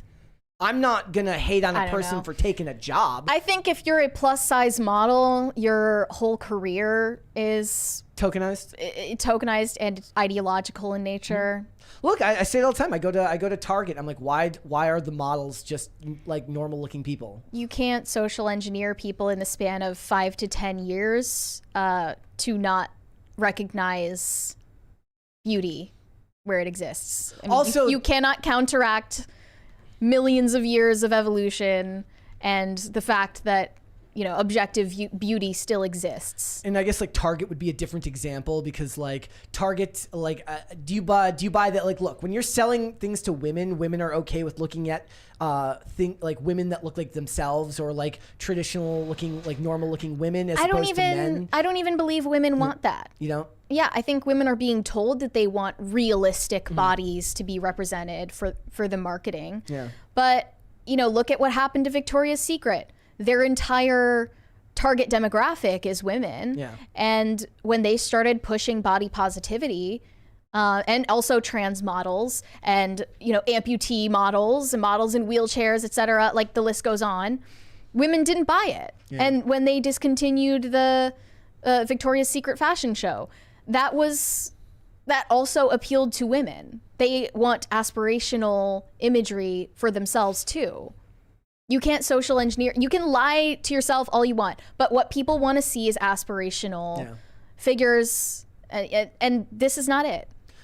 I don't know if you'll ever get back to that because these companies they've been kind of propped up for so long that I just don't know if you're ever going to see these changes. Victoria's Secret had all those problems. They said they were going to change. They never did. And after issuing this fake mea culpa, like I still go to their website and see the same thing. Yeah. They have not changed their trajectory at all. It's weird to see that the fact that it's because of the internet in a lot of ways. I believe that you can't, there is no like unique space for anyone anymore. Everything has to kind of exist in this just blob of internet. Whereas back in the day, you were perfectly fine creating what you wanted to create and you had your market share, you had the people that wanted to buy your products and you didn't worry about appealing to people outside of the demographics you were looking to appeal to. Now everything has to be some type of broadly done far-reaching product that is supposed to appeal to everyone, even people that theoretically wouldn't even want to buy your stuff. And it's kind of homogenized everything that we've created now in the last 10 years. I forgot that Kim Petras was also on the cover of Playboy. I didn't know that. Yeah, same year as the Sports Illustrated cover. Yeah. Men don't want trans models. Nope. Unless they're gay. I forgot about the Ronda Rousey one. You are correct that there was some pushback about Ronda Rousey when she was on the cover, but she was also like she was one of those people that's in that time period where she was so famous at that time, she was so popular that at least that made sense. But at least you could argue, she still has an athletic body type. Yeah. But but she didn't Kim have the face of a Kardashian doesn't. She didn't have the face of a traditional model. Yeah. Yeah. I don't see this changing anytime soon. Small concessions are made gradually, and it creeps in. The wokeness creeps in, and if you're the one who points it out early on, you're gaslit, and you're told that you're imagining things, and then you end up here where every cover model is trans, every cover model has a disability or is obese. And there's no turning back from that point. It's a very difficult thing to persuade the average everyday person out of because the average everyday person is not a bigot and does not want to offend people. They've been just so whipped with guilt. Yes. So when they notice it and they point it out, they are so concerned about being labeled a certain way that they just let it happen. Especially women. Yeah. But I don't think that men are as susceptible to that. I think they're willing to say that this is not what they want. All right, let's go to Superchats. Sarango Productions said, isn't the person who runs the Three Broomsticks trans in Hogwarts Legacy? Is that true? I approve of the J.K. Rowling casting in that case. That's what is that? Well, I think character's that name? you were able to choose your pronouns in Hogwarts Legacy, right? Well, that's why it was so funny, right? Like the game actually was like had stuff in there that probably like would have performative been, was inclusive. That was yeah. what was it? I forget that character's name. I'm not sure. Ben Tomsky said, I'm sure he'd race swap the Wizard of Oz too if he wasn't beaten to the punch already. Was the Wizard of Oz already race swapped? Is that true? I have no idea. I don't know, but Dorothy's a ginger, right? So it's almost mandatory. Let's do 2 more. Not that Jon Stewart said, cause pew-pewing cans is fun. Well, We'll do it away from a Hollywood set then. Yeah, maybe How about go that? to Terran Tactical and have them set up a course for you. Not the time nor the place. Sarenko Productions said, my conspiracy theory. Helena Hutchins' husband was in on it. Kind of sus he got a job on the film right afterwards. He did? I think he got hired as he got hired on as a producer afterwards. But also like he met with Baldwin like just days after this happened. How do you think that conversation went? He's like, so sorry about that. He'll be like, it's fine. We were in a rough patch in our marriage anyway. Not good. All right, Mary, you're gonna have to help everybody else. You're gonna have to tell everyone who the hell Nara Smith is. Yes, there is an influencer and a model named Nara Smith. Her maiden name Nara Pellman, and she is married to one of the highest paid male models in the world. He's still working. Yeah, He's not retired. Yeah, he's not retired. His name is Lucky Blue Smith. And they are currently expecting their 3rd child together. They seem very happy together. She makes a lot of content about their family and their household. She makes cooking videos and shares recipes. It's all very wholesome and glossy and curated. And she recently posted a video of her baking her husband cinnamon rolls. And the entire internet had an aneurysm about it. Everyone lost their minds. It's the most performative thing I've seen in a very long time. But who cares? That's my point. Like, if you're willing to lie to me to show me something beautiful and aspirational, I don't care if it's fake. I like looking at that. Okay. You know, like it represents something wholesome. And when girls see her content, they think like, I would love to live a life like hers and bake cinnamon rolls for my husband and wear pretty dresses. And it might be a little bit ridiculous on its face. She's wearing an evening gown in the middle of the day and kneading dough in her kitchen. And where are her 2 children that she has? Like, they're probably under the care of a nanny. But I don't care. Just they're literally putting forks into show light me the sockets. 60-second clip that's the highlight of your day and lie to me. I don't care. I love to see it. And I just am not willing to be cynical and try to drag this woman for representing something that is wholesome. Well, do you want to watch the clip then? Yeah, Okay. let's show the clip. So this is what everybody was mad at her. The infamous clip. This is what everyone was mad at her for. My husband is on a 14-hour flight home right now, so I decided to surprise him by making some cinnamon rolls. He's been asking me to make him some for so long, so I thought now is the perfect time. You hate the added all of my voiceover. ingredients I do. for my dough to my KitchenAid. I made sure to incorporate everything one at a time and slowly as well, just so everything can be kneaded in properly. Once my dough was smooth, I pulled it off the hook and formed it into a ball and let that rise for about 2 hours until it doubled in size. I obviously had to try the dough, which was delicious. Then I punched it down to release all the air and rolled it into what should have been a rectangle. Once that was rolled out, I made my cinnamon and sugar mixture and brushed my dough with a lot of melted butter, sprinkled my sugar on top, rolled all of that up, and then cut it into equal pieces. I put those pieces into my baking trays to rise for another 30 to 45 minutes until they're about double in size. After Just 45 imagine minutes, I people checked them crying and they and were soiling perfect. themselves So I right popped now. them in the oven, That's what they and were while doing in were reaction to baking, this. I made my cream cheese frosting, and the timing couldn't have been more perfect because Lucky was walking through the door right as I was pulling these out. They were perfect. That was a lie. I don't care what anyone says. That was a lie. Shut up, Brett. And he ended up having half of that sheet pan, so I think my surprise was a success. See, that was cute. Other than the big lie at the end that he just happened to be coming through the door just as the cinnamon rolls were coming out of the oven. He was back from a business trip where he was modeling. So people were pissed about this. For some designer brand probably, and he comes home and that's just the moment when she finishes these surprise cinnamon rolls and they're so happy and together. The phone just happened to be recording. And the phone was just happened to be recording in the corner. And that's what made the entire internet explode and attack this woman. Yes, pretty much. Yeah. Hating it is ridiculous. It is and a lot of people were pointing out, like, compare this to people on the right who are trying to make being a stay-at-home mom into something aspirational and just tragically failing at it because they don't understand aesthetics.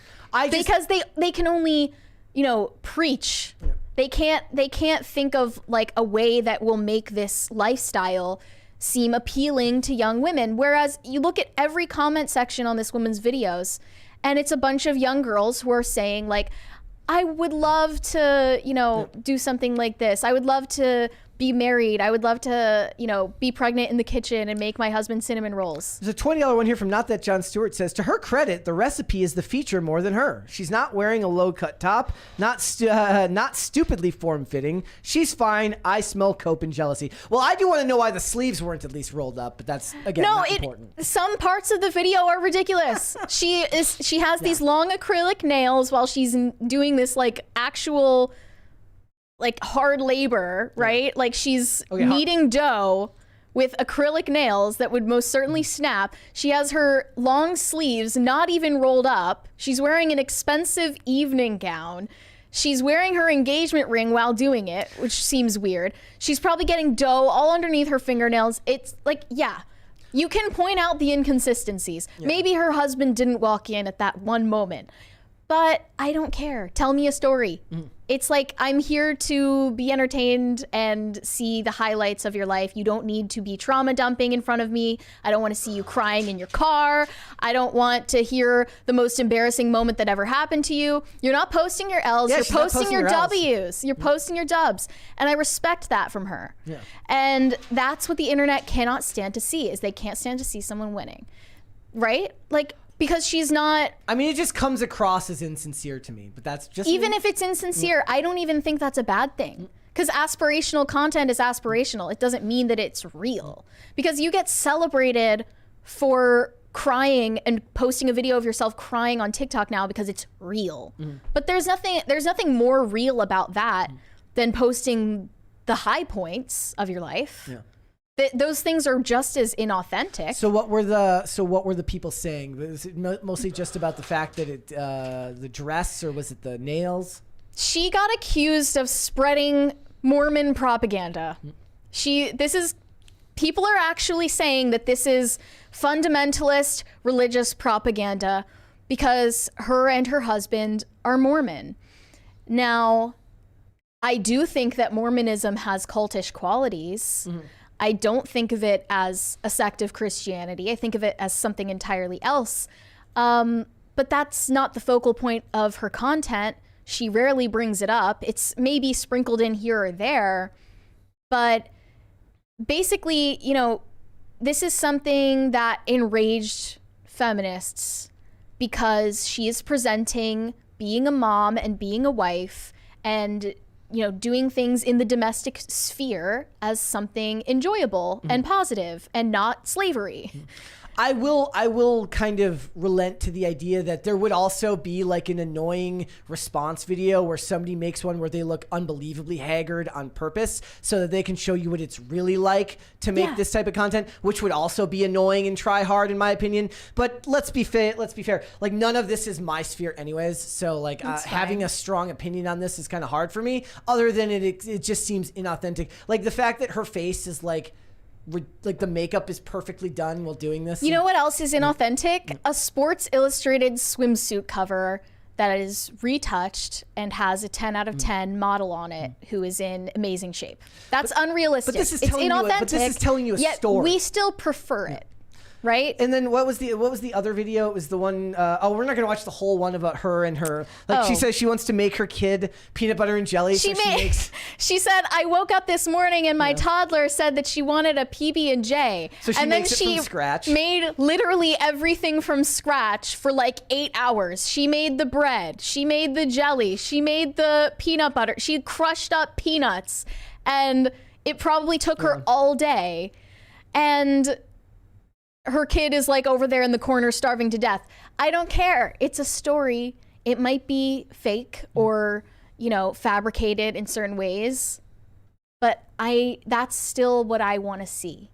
And she's like getting criticized for not being real enough, the same way that Ballerina Farm is being criticized, because she's not giving a disclaimer on all of her posts that she is married into a massively wealthy family.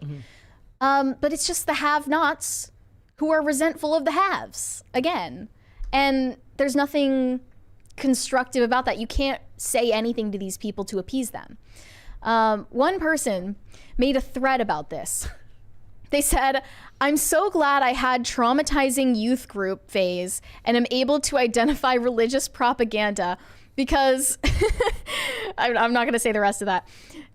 This is her husband, by the way, diligently reading and spreading the word of a book that thinks that black people are inferior as well as cursed. And yes, Nara converted to Mormonism.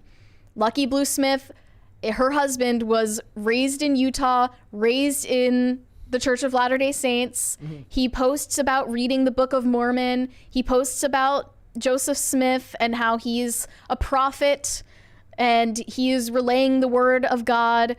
And yeah, I fundamentally disagree with that because I'm not Mormon, but that's also not the focal point of her content.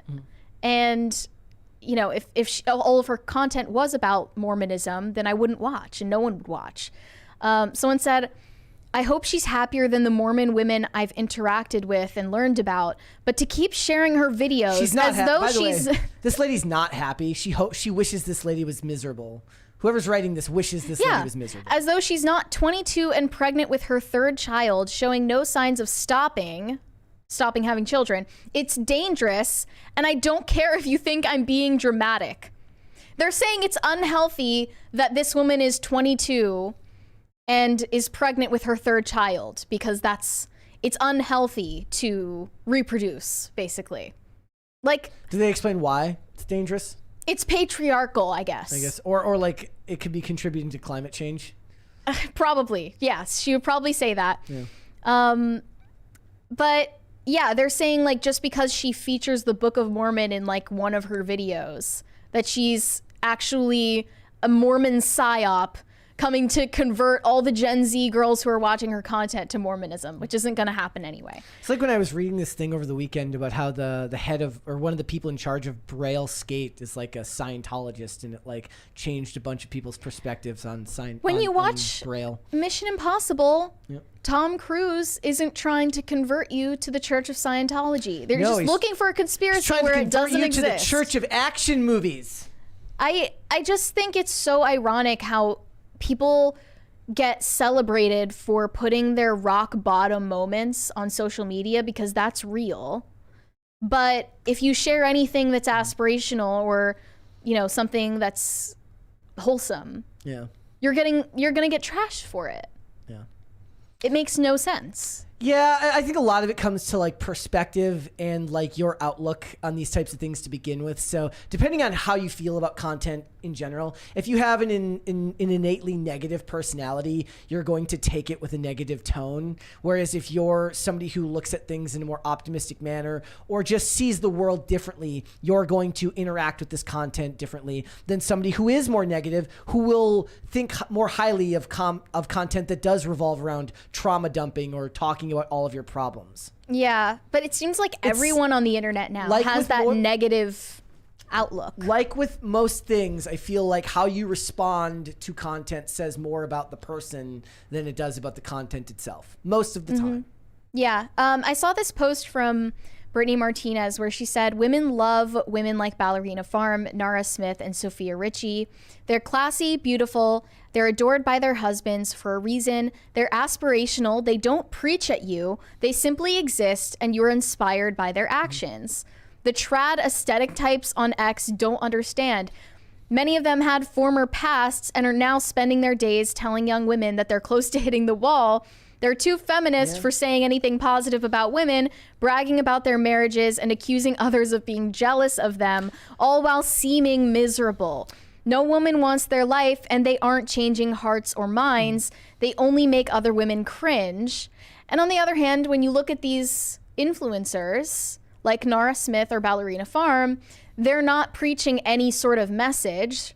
They're not explicitly, at least, saying that anyone needs to mimic their lifestyle. I guess my version of this would have been Hot RV Mom and her ridiculous life living in an RV with her husband and 2 kids. See, that's inauthentic. Yes. Most of that, it's just like, it's really, really funny. You look at that stuff and you're just like, they make it look way easier than it is. The guy owns a company and she runs a brand, but yeah, and it's the same thing. Right. Like, I just think they're not even intending to change hearts or minds, and they're doing it without trying. Which is how it should be done. That is how it should be done. It's absolutely, I mean, you're going to be, it's because people can smell fake most of the time. At least the people that are in the market to change their perspective. People who aren't paying attention that closely can still smell bullshit from a mile away most of the time. And as long as you're kind of doing your own thing, focusing on the things that you want to focus on. My issue here is more just the construction of the video itself, but it's not content for me, so whatever. Like it doesn't speak to me, but I'm a dude. It's not going to speak to me. But you're going to reach more people by just doing what is authentically you and promoting it and putting it out there without apology than you are by telling people this is how you should think, this is how you should feel, this is how you should live your life. I think that is why most of the people in these spaces, in the spaces that we operate, have such a hard time changing hearts and minds. Because most of the time when we talk about issues here, one of the things that I've been thinking about lately more than anything is like everything here, when you have these discussions, because it's a free-form discussion about specific topics, you exist in the theoretical. And you're not talking, like people tend to dismiss your anecdotes and want to talk in the theoretical capacity, which is fine. That's the point of a show like this, or a show like what Tim does. The difference is when people can show you rather than explain to you anecdotally, but show you a way to live, it's far more meaningful to people. It tends to reach them more readily. Most of the people, when you speak in the space, you're preaching to the choir. You're already speaking to the converted. Yeah, so the only people who are actually reaching the hearts or minds that they want to reach are mainstream influencers like these 2 women. Olivia Claire says, Brett, we all know you love Hot RV Mom. The content most certainly is for guys. Yes, that is true. It has disappeared from my For You page, though. Disappeared from my For You page. The Underp Taker for $20 says, since most divorces happen after 8 years, nobody with a brain is impressed by an engaged woman playing house. Give it time and we'll decide whether to applaud. Clout chasing is something you people do. We're unimpressed. Maybe that is okay. The Nara girl? Yeah. Okay. So maybe they are married, by the way. So do you know how long they've been married for? Since 2020. Okay, so that is the thing. Maybe that is part of what it is like there is still that layer of like likes, people to subscribe to you, likes, comments. There is a social media interaction that does involve getting the attention that she craves by posting this stuff, because if she didn't crave the attention at least a little bit, she would just be doing this but not posting content about it. Unless the idea it's her job. Unless the idea here is that she's doing it because she wants to change hearts and minds, or it's because it's part of her job. But you know, a lot of people will still see it as and something for clout. It's like when you see the videos. Did you see people were like posting? Women were posting doing the orange peel test with their husbands, and that's disgusting. Yeah. And the men that comply are disgusting. Like the men that like. Well, they're supposed to not know. The camera's right there. Like unless that's it's bullshit. Like the idea is like sure. Oh, it's like. Would you peel an orange for me? Yeah. Like the men that choose to do that and acquiesce and give in are lame. But the idea that you're doing it to actually test him is bullshit. Maybe that's part of it. The No, other you're doing part it is for you're clout, a yeah. crack whore who's addicted to social media clout, and you need to get the likes and, Yeah. and the subscribers. Yeah. So, there's just an If you would element- peel an orange for your wife, you're gay. Yeah. There's just an element to all of this where you can't discount the clout that does play a role in this, at least a little bit. Also, the first time I saw this lady, she was getting clowned on for a lot of her baby names. She's planning to name her next Guys, child. And This is not everything we've just talked about. This is not why you should criticize this lady. The This fact is- that she has subjected her children to these names is the real reason you should dislike this woman. So Lucky Blue Smith has a baby from a previous relationship whose name is Gravity Blue. And What do they call it? Gravy? Is that what they'll call Gravy. it? Maybe they'll call him Gravy. Gravy Smith. And his children with Nara so far are named Rumble Honey They'll call him Rum. and Slim Easy. I'm not kidding. Those are their actual birth certificate names. I figure... Unless that's a clout chase too and she's just lying for attention. I But figure what they're doing here is they're like, look, they say like... hard men create good times. 'Cause, like, what they're doing is like they know the times are going to get real hard for their kids. They're making it even harder so those kids will come out Yeah. even stronger. just make sure that your kids get bullied for having weird names. But also, and the they'll thing end up is tough. they're wealthy, so they're going to be around people with equally stupid names. Let's play the video of her saying all of her ideas for baby names. These are some baby names that are on my list that I won't be using. For reference, our kids have pretty unique names. My daughter's name is Rumble Honey Smith, and my son's name is Slim Easy Smith. So these might be a little out there, but let's get started. For Little girl's bit. name, I really love the name Odie, Pepper. We're already not off to a great start. If you don't name the other kid Garfield, there's no reason to name your kid Odie. Dawn, they're all really cute to me. I really like Cherry as a middle name. My husband doesn't really like that name. I also like Bubble as a second name. That might be controversial. It's not a I dog! love the name Pear as a first name. Bubble tea. Bubble tea. And then for boys, I love the name Frosty still. If you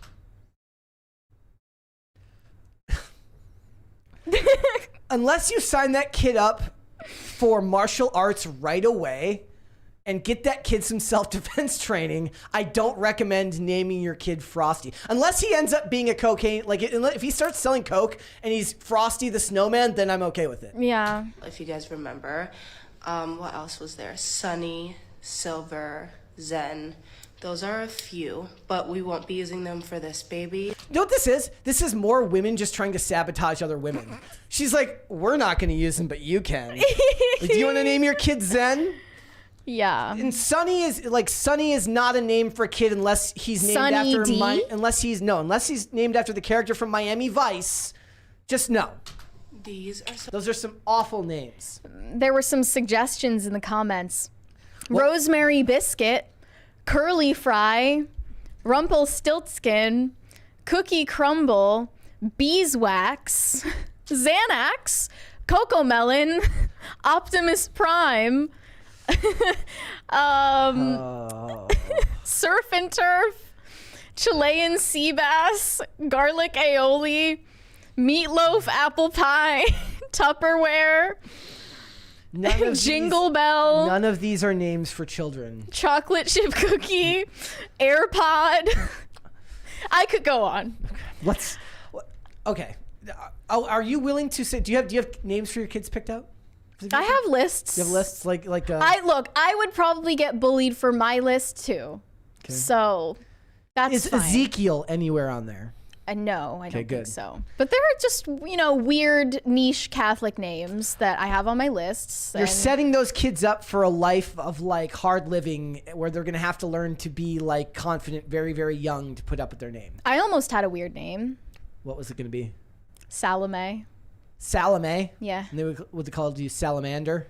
I probably would have been bullied. Yeah. Yep. All right, let's go to Super Chats. Organized Business Services said, Mary's back. I rushed PCC. All traffic is Mary. What? I can't see I don't know it, what that means. Kelhund said, everyone hates Ivy League. Read the room, you know? What does that mean? Everyone hates everyone hates Are you speaking in code? Could be. Organized Business Services said, sorry, Brett. I know you want some Google traffic, not. I don't know what that means, man. I'm sorry. I don't get it. Katie Hallman said, hi, Brett and Mary. Friend is Missy. She's my friend's pug. Also celebrating today because I got a new job in the field I'm going to college for. That's awesome and rare to hear these days. So congratulations on that. That's fantastic. Let's hold off on the rest and let's come back after the fact. Okay. All right, you're gonna have to tell us why Gen Z all look like aged, like disgusting milk.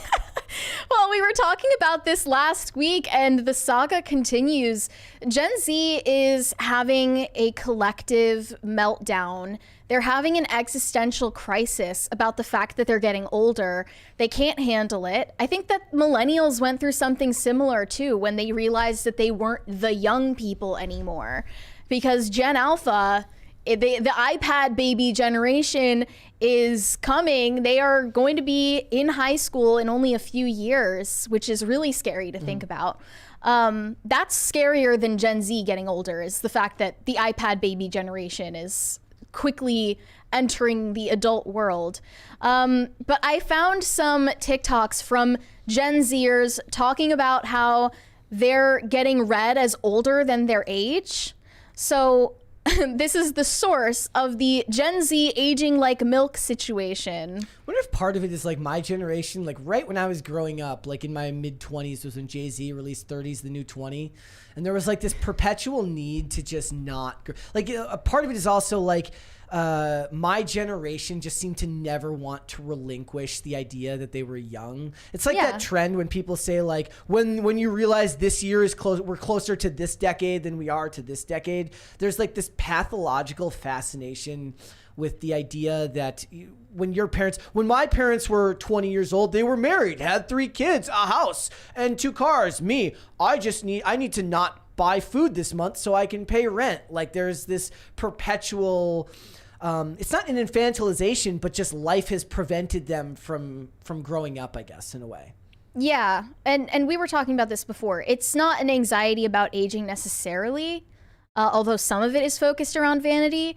A lot of it is just like not reaching basic milestones in life that you expected to reach by a certain age. Yeah, like people have like they used that when we talked about that topic where like the View hosts were talking about this, and they basically said like they're owning homes at a less frequent rate by certain ages and stuff like that, and all of the markers that we used to have for adulthood are now different than what they were back then. Yeah. But they also, like our generation, also loves to engage in nostalgic hobbies. You know, they've got the things that keep them young, which prevent you from maybe the idea is that we haven't really shifted the idea of what it means to be an adult. Maybe that's just the problem. Mm-hmm.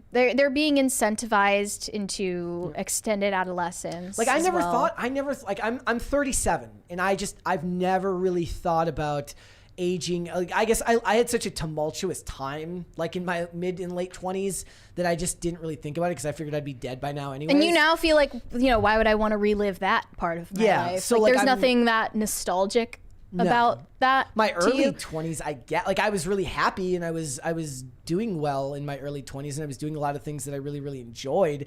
But also time goes on and you just like, I'm not somebody who wants to get hung up on that. Well, a lot of this I think is like anxiety about the future because the economy is in shambles and our culture is in shambles, and it's getting sublimated into anxiety about how you look. Basically. Yeah. Anxiety about skincare and gray hair. Is this mostly a women's thing? Like, I don't mean to make this a gendered issue, but like for me, not just women. I'm seeing men also making TikToks about this. Yeah, like for me, like I'm not really worried about. And maybe what will happen is I'll age all at once and I'll just look 40 instantly. But twink death. Yeah. Like twink death is the same thing, but for men. It's like this anxiety about to people what that is. We've talked about twink death before, but basically it's the phenomenon of, men getting older and not aging like fine wine. They're not exactly aging like George Clooney. And you could look at Leonardo DiCaprio as the prime example of that, I guess. Yeah. But you've got to find value in yourself outside of how you look. There's also something to be said that like the type of guy who would make a TikTok about that in general already speaks to the type of person he is. Whereas I don't think that most guys would ever do that. Well, let's take a look at some of these videos and hear their woes. Okay. And here we go. I was humbled so quick tonight. I was on live with my boyfriend and someone was like, how old's your girlfriend? And John jokingly responds 47. And the girl comments, oh, I thought she was early 30s. I am 23. I was humbled. Okay, tell me how old you thought she was when you saw Early this. 30s. Early 30s? Late 20s, early 30s. Yeah, I agree. Yeah. But also, she doesn't look bad. No, she looks fine. She's probably going to look the same for a long time. She's in good shape. Yeah. And then this other one is from a guy. Okay. So it's not just women who are freaking out. Okay, so this is Jordan the Stallion, and he's. You think he's lying? I think he's just like with Nara, whatever her name is. I think it's a story that's good for social media. Let's see. Apparently, Gen Z is like aging really rapidly. It is mainly because of the stress. Come here. We live in a time nowadays where millennials look way younger for their age, while Gen Z looks way older for their age. If you don't believe me, I'm Gen Z. It's just his beard. Get closer. I am Gen If he Z, shaved his He's beard. got some forehead wrinkles. When my mom and I walk out in public, people think that my mom is my younger sister. Right. When I tell people, oh, I'm going to go hang out with my family, they think I'm talking about my children. I don't have kids. Right. I'm talking about my parents. I'm still the child. Does that make sense? I'll put it to you like this. Zendaya is older than me. Tom Holland is older than me. That's, you know what I'm saying right now? There was one time I wanted an autograph from Dwayne "The Rock" Johnson, right? I was standing for hours for this autograph, and when he walked up to me, I said, can you please sign this poster? It's for Jordan, right? He then took it and put, Dear Jordan, your dad is a great guy. He stood out here for hours and then gave it back to me. And before I can correct him, he looked at me and said, times were way more difficult back when we were kids, am I right? And then he tapped my shoulder and left. Dwayne is 52. I am 26. What I'm saying is, so Gen Z definitely looks older. I'm not gonna lie to you. Maybe it is true. So do you think he's lying about his age? I don't know if I buy just about the story. I think. Well, he should show us the autograph from The Rock. That'd be cool. I mean, if it was, as proof. Be cool if he. And The Rock actually commented and said, "I'm sorry." Oh, maybe The Rock it's true, commented. If the Rock maybe it's remembered true. it, then maybe it's true. Hell, maybe I'm wrong. Who knows? And then I also saw this video of Ralph Macchio comparing him through the years. We can't play the audio. Yeah. I did get humbled up here. Somebody said you already look 40. See? Oh. Getting humbled. I love it. I don't agree. But Ralph Macchio is 62. Yeah. And he doesn't. And he's aged really well. It's really weird. There's a couple of years in there where just the video, they just caught him on a bad day where he just suddenly looks older in a couple of the years, but then goes back to looking younger. Lighting got better. Yeah, the lighting got better. Yeah. We can watch this one, but we just can't play it with the audio. Let me see if it. Okay, hold on. And people were asking, like, what's the secret to his youth? I think, look at him. Yep. He has a baby face. Yep, he does. If you're someone with chubby cheeks, you're going to age slower than everyone else. That's just how it is. That's why it's so... He's also, remember, these are all from roles, so he's wearing makeup in every single one of these. Maybe not. See, like, when you see him in the interviews, he looks different. Yeah, but, like, this is why I think it's so sinister that girls are getting buccal fat removal right now, because you're doing that in your early 20s when... You know, you would naturally lose that fat from your face over time anyway. There's no need to do it unnaturally. And you end up aging yourself in the process. Yep. But, I mean, I don't think that I even believe that Gen Z is aging faster than other generations. I think they're just more vain than other generations. That's the truth. That's social media. Yeah. That's because of social media. We are in a more narcissistic culture. Because if anything, I've noticed the exact opposite. I already said this. I think that Gen Z looks weirdly babyish for their age compared to other generations. Well, and hasn't that always been what people would always say online? Like when they look at previous generations, that they look like children to them? Yeah, exactly. So I think it's the exact opposite. And this says nothing about how Gen Z looks. It says everything about the vanity that plagues Gen Z, because they are looking at themselves in the mirror and in their phone cameras more often than everyone else. They're getting photographed and videoed from birth, basically, depending on when they were born. If you were born after the invention of smartphones, your entire life has been documented. So you're going to be more vain about your appearance than everyone else. Yeah, just think about like how little you actually looked at yourself in the mirror. Or like we're looking at images of yourself before the invention of the cell phone, before the invention of social media. Like what? Like when you looked in the mirror, and then when you went home at night, maybe you went to the bathroom, and then like when you're washing your hands, you looked at yourself in the mirror and kind of checked your complexion, and that was really it. Now, even if you're not looking at your phone camera, what you're doing is you're checking your social media where there are posts of you where you're looking back at yourself once again. No wonder you would critique it harshly. Yeah, exactly. Right? And, everyone is worried about how Gen Z is acting now that they're entering the adult world. They're graduated from college, a lot of them, and they're entering the workforce, and some of them are getting married, having kids of their own, and it's worrying because they have these high rates of depression and anxiety, and, they're not operating in the world at the level of independence that they should be for their age. But what's way more worrying to me is the way that Gen Alpha is acting. Like, I've seen so many videos of teachers who are millennials and Gen Z saying the same thing, that like Gen Alpha is just a different breed. They're just like built different in a really bad way. They're actual demons. They do not listen to instruction. They have no attention spans. They were raised with iPads in their faces from birth, basically. If you were born in 2012, which is the beginning of Gen Alpha, that's the iPad baby generation. Yeah. Like, their entire internal monologue is Skibbity Toilet and Coco Melon. Like, it's a lot of stories. They are not going to be functional adults. We see a lot of stories of teachers talking about how Gen Alpha has no ability to take instruction. They're doomed. Yeah.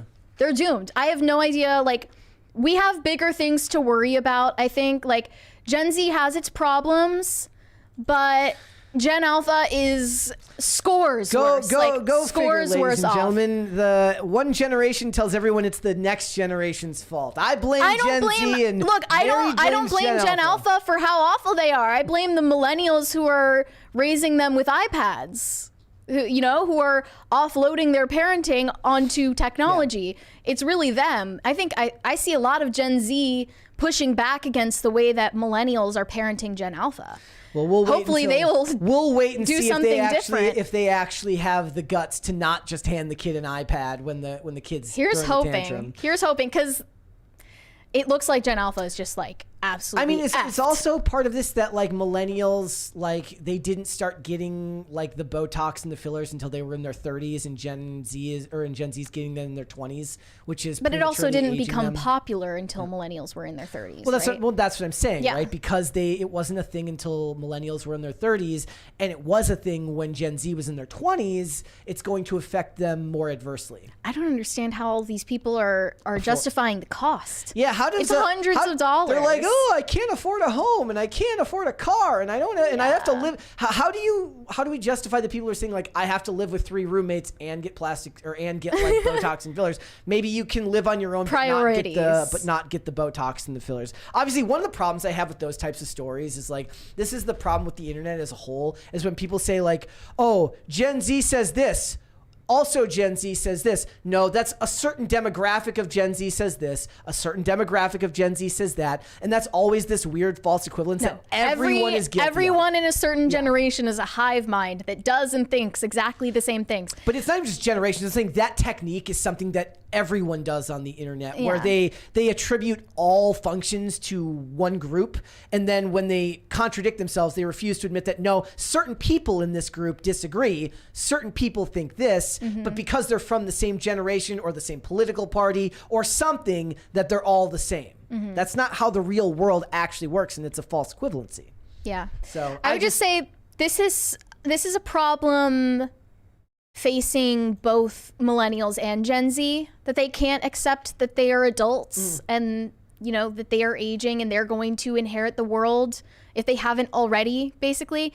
Like, I just saw earlier that Avril Lavigne is going on a greatest hits tour with All Time Low and Simple Plan. It's over for the millennials. They're not young anymore. I'm picturing them like, Like, I'm picturing them at the concert, like grabbing their backs, like, oh. They're going to the Avril Lavigne greatest hits tour with their walkers. And their Prozac.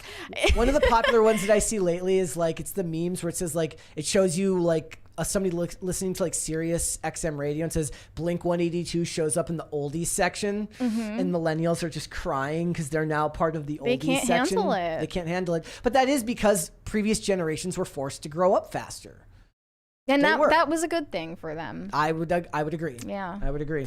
All right, let's go to Super Chats. Nate said, according to IGN, the most successful franchises in order are number 1, the MCU, number 2, Star Wars, number 3, Disney remakes, number 4, Spider-Man, number 5, Harry Potter. Okay, this already doesn't make sense because Spider-Man would be included in the MCU. Not necessarily. Spider-Man, because Spider-Man is owned by Sony. I get that, but technically he can be his own thing. Yeah, I don't know. It's it would depend on the criteria for this also. Like, what does that mean? Most popular franchises? If definitely not the most successful if we're talking about Disney remakes. Yeah. They don't make money. Yeah, like I would imagine that like Star Wars, Harry Potter, Lord of the Rings are the ones you think of when you think of like big franchises. If we're talking about actual profit making enterprises though, Star Wars and Disney remakes are not, like, those projects are not making money. The MCU made a lot of money before, but MCU isn't making money anymore. Now it's not making as much money now, guys. Let's get a second Crisis Party here. Also, the output for Harry Potter is less than all of the rest of those. I mean only as far as like visual, only as far as like there's merch and there's theme parks. There's merch, there's theme parks, there's the play on Broadway, there's all sorts, and that thing just like, it just became like the best selling play of like the decade or something like that, or of the year. That's crazy. Like and the merch is just, Spider-Man does win in that way. Like, Spider-Man is still a huge merch mover. Like, like if you go out and about, there is a kid somewhere right now wearing a Spider-Man shirt or something like that. Every Halloween there are people dressed up as Harry Potter characters and dressed up as Spider-Man. Yep. Lulu said, question, if Christians couldn't, quote, pray the gay away, where do woke people get the idea that they can manipulate the preferences of straight people? Hubris. Well, they have that that scale that they refer to, right? The Kinsey scale. I've never heard of that. That they think everyone is on a spectrum of sexuality. So they think that almost everyone is at least a little bit bisexual, which is stupid. They've put that into movies and television for a long time. Like, for a very long time, it would be very easy to think that every woman was bisexual.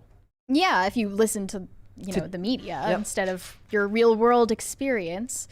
Nate said The Wiz was a black take on Wizard of Oz that came out in 1978 and starred Michael Jackson as the Scarecrow character. Never saw it, but I think I've heard of that. I didn't know about that. The Undertaker said people got upset over the glammed up mannequin with the baby bump. Okay, you don't get to dictate what is or isn't laughed at or mocked. Is this in reference to the Nara segment? Yes. Well, yeah. I mean, I don't get the point of the message.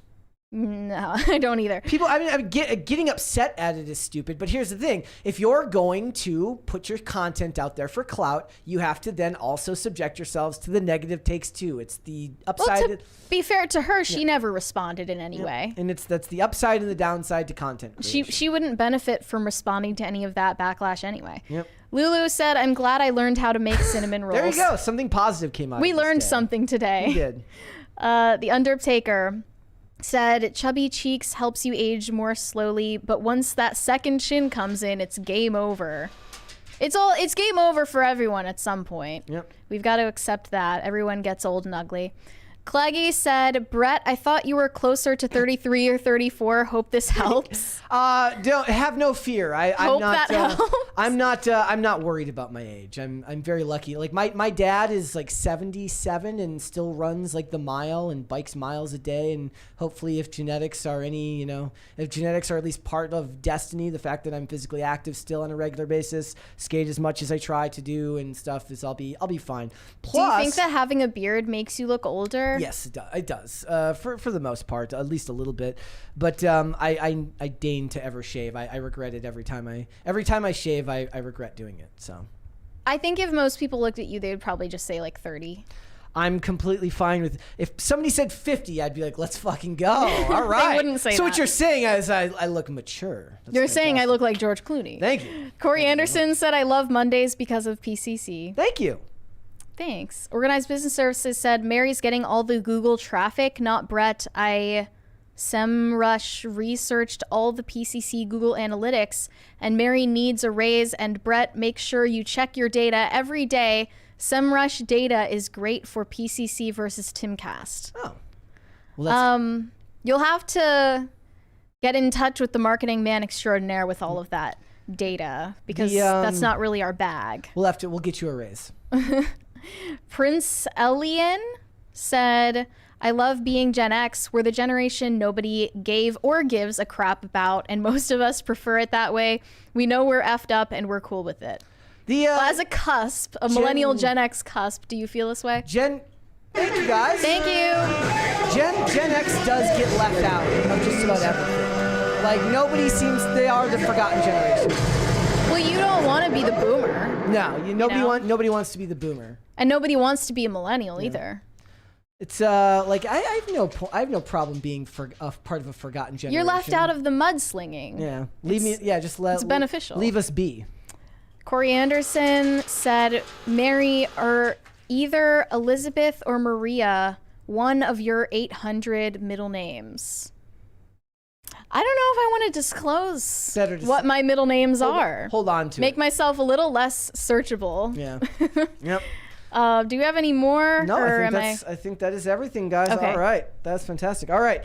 Guys, before we go, would you guys hit the like button on this video and subscribe to this channel if you have not done so already? Thank you so much for that. Mary, let everyone know where they can find you. You can send me validation on Instagram at Mary Archived, or you can send me hate on X. That is also Mary Archived. Perfect. All right, guys. If you want to follow me, you can follow me on Instagram and Twix at Brett Dasovic on both of those platforms. This show is here 5 days a week, Monday through Friday, 3 p.m. Eastern Standard Time, noon Pacific, Amazon Music, Apple Podcasts, Pandora, and Spotify if you would like to listen rather than watch. And if you want to follow the show on social media, we are on Twix at popculture_show, Facebook and TikTok at Pop Culture Crisis, Instagram at Pop Culture Crisis Pod. Guys, we'll be back with another episode tomorrow. We'll see you then. Bye. Later.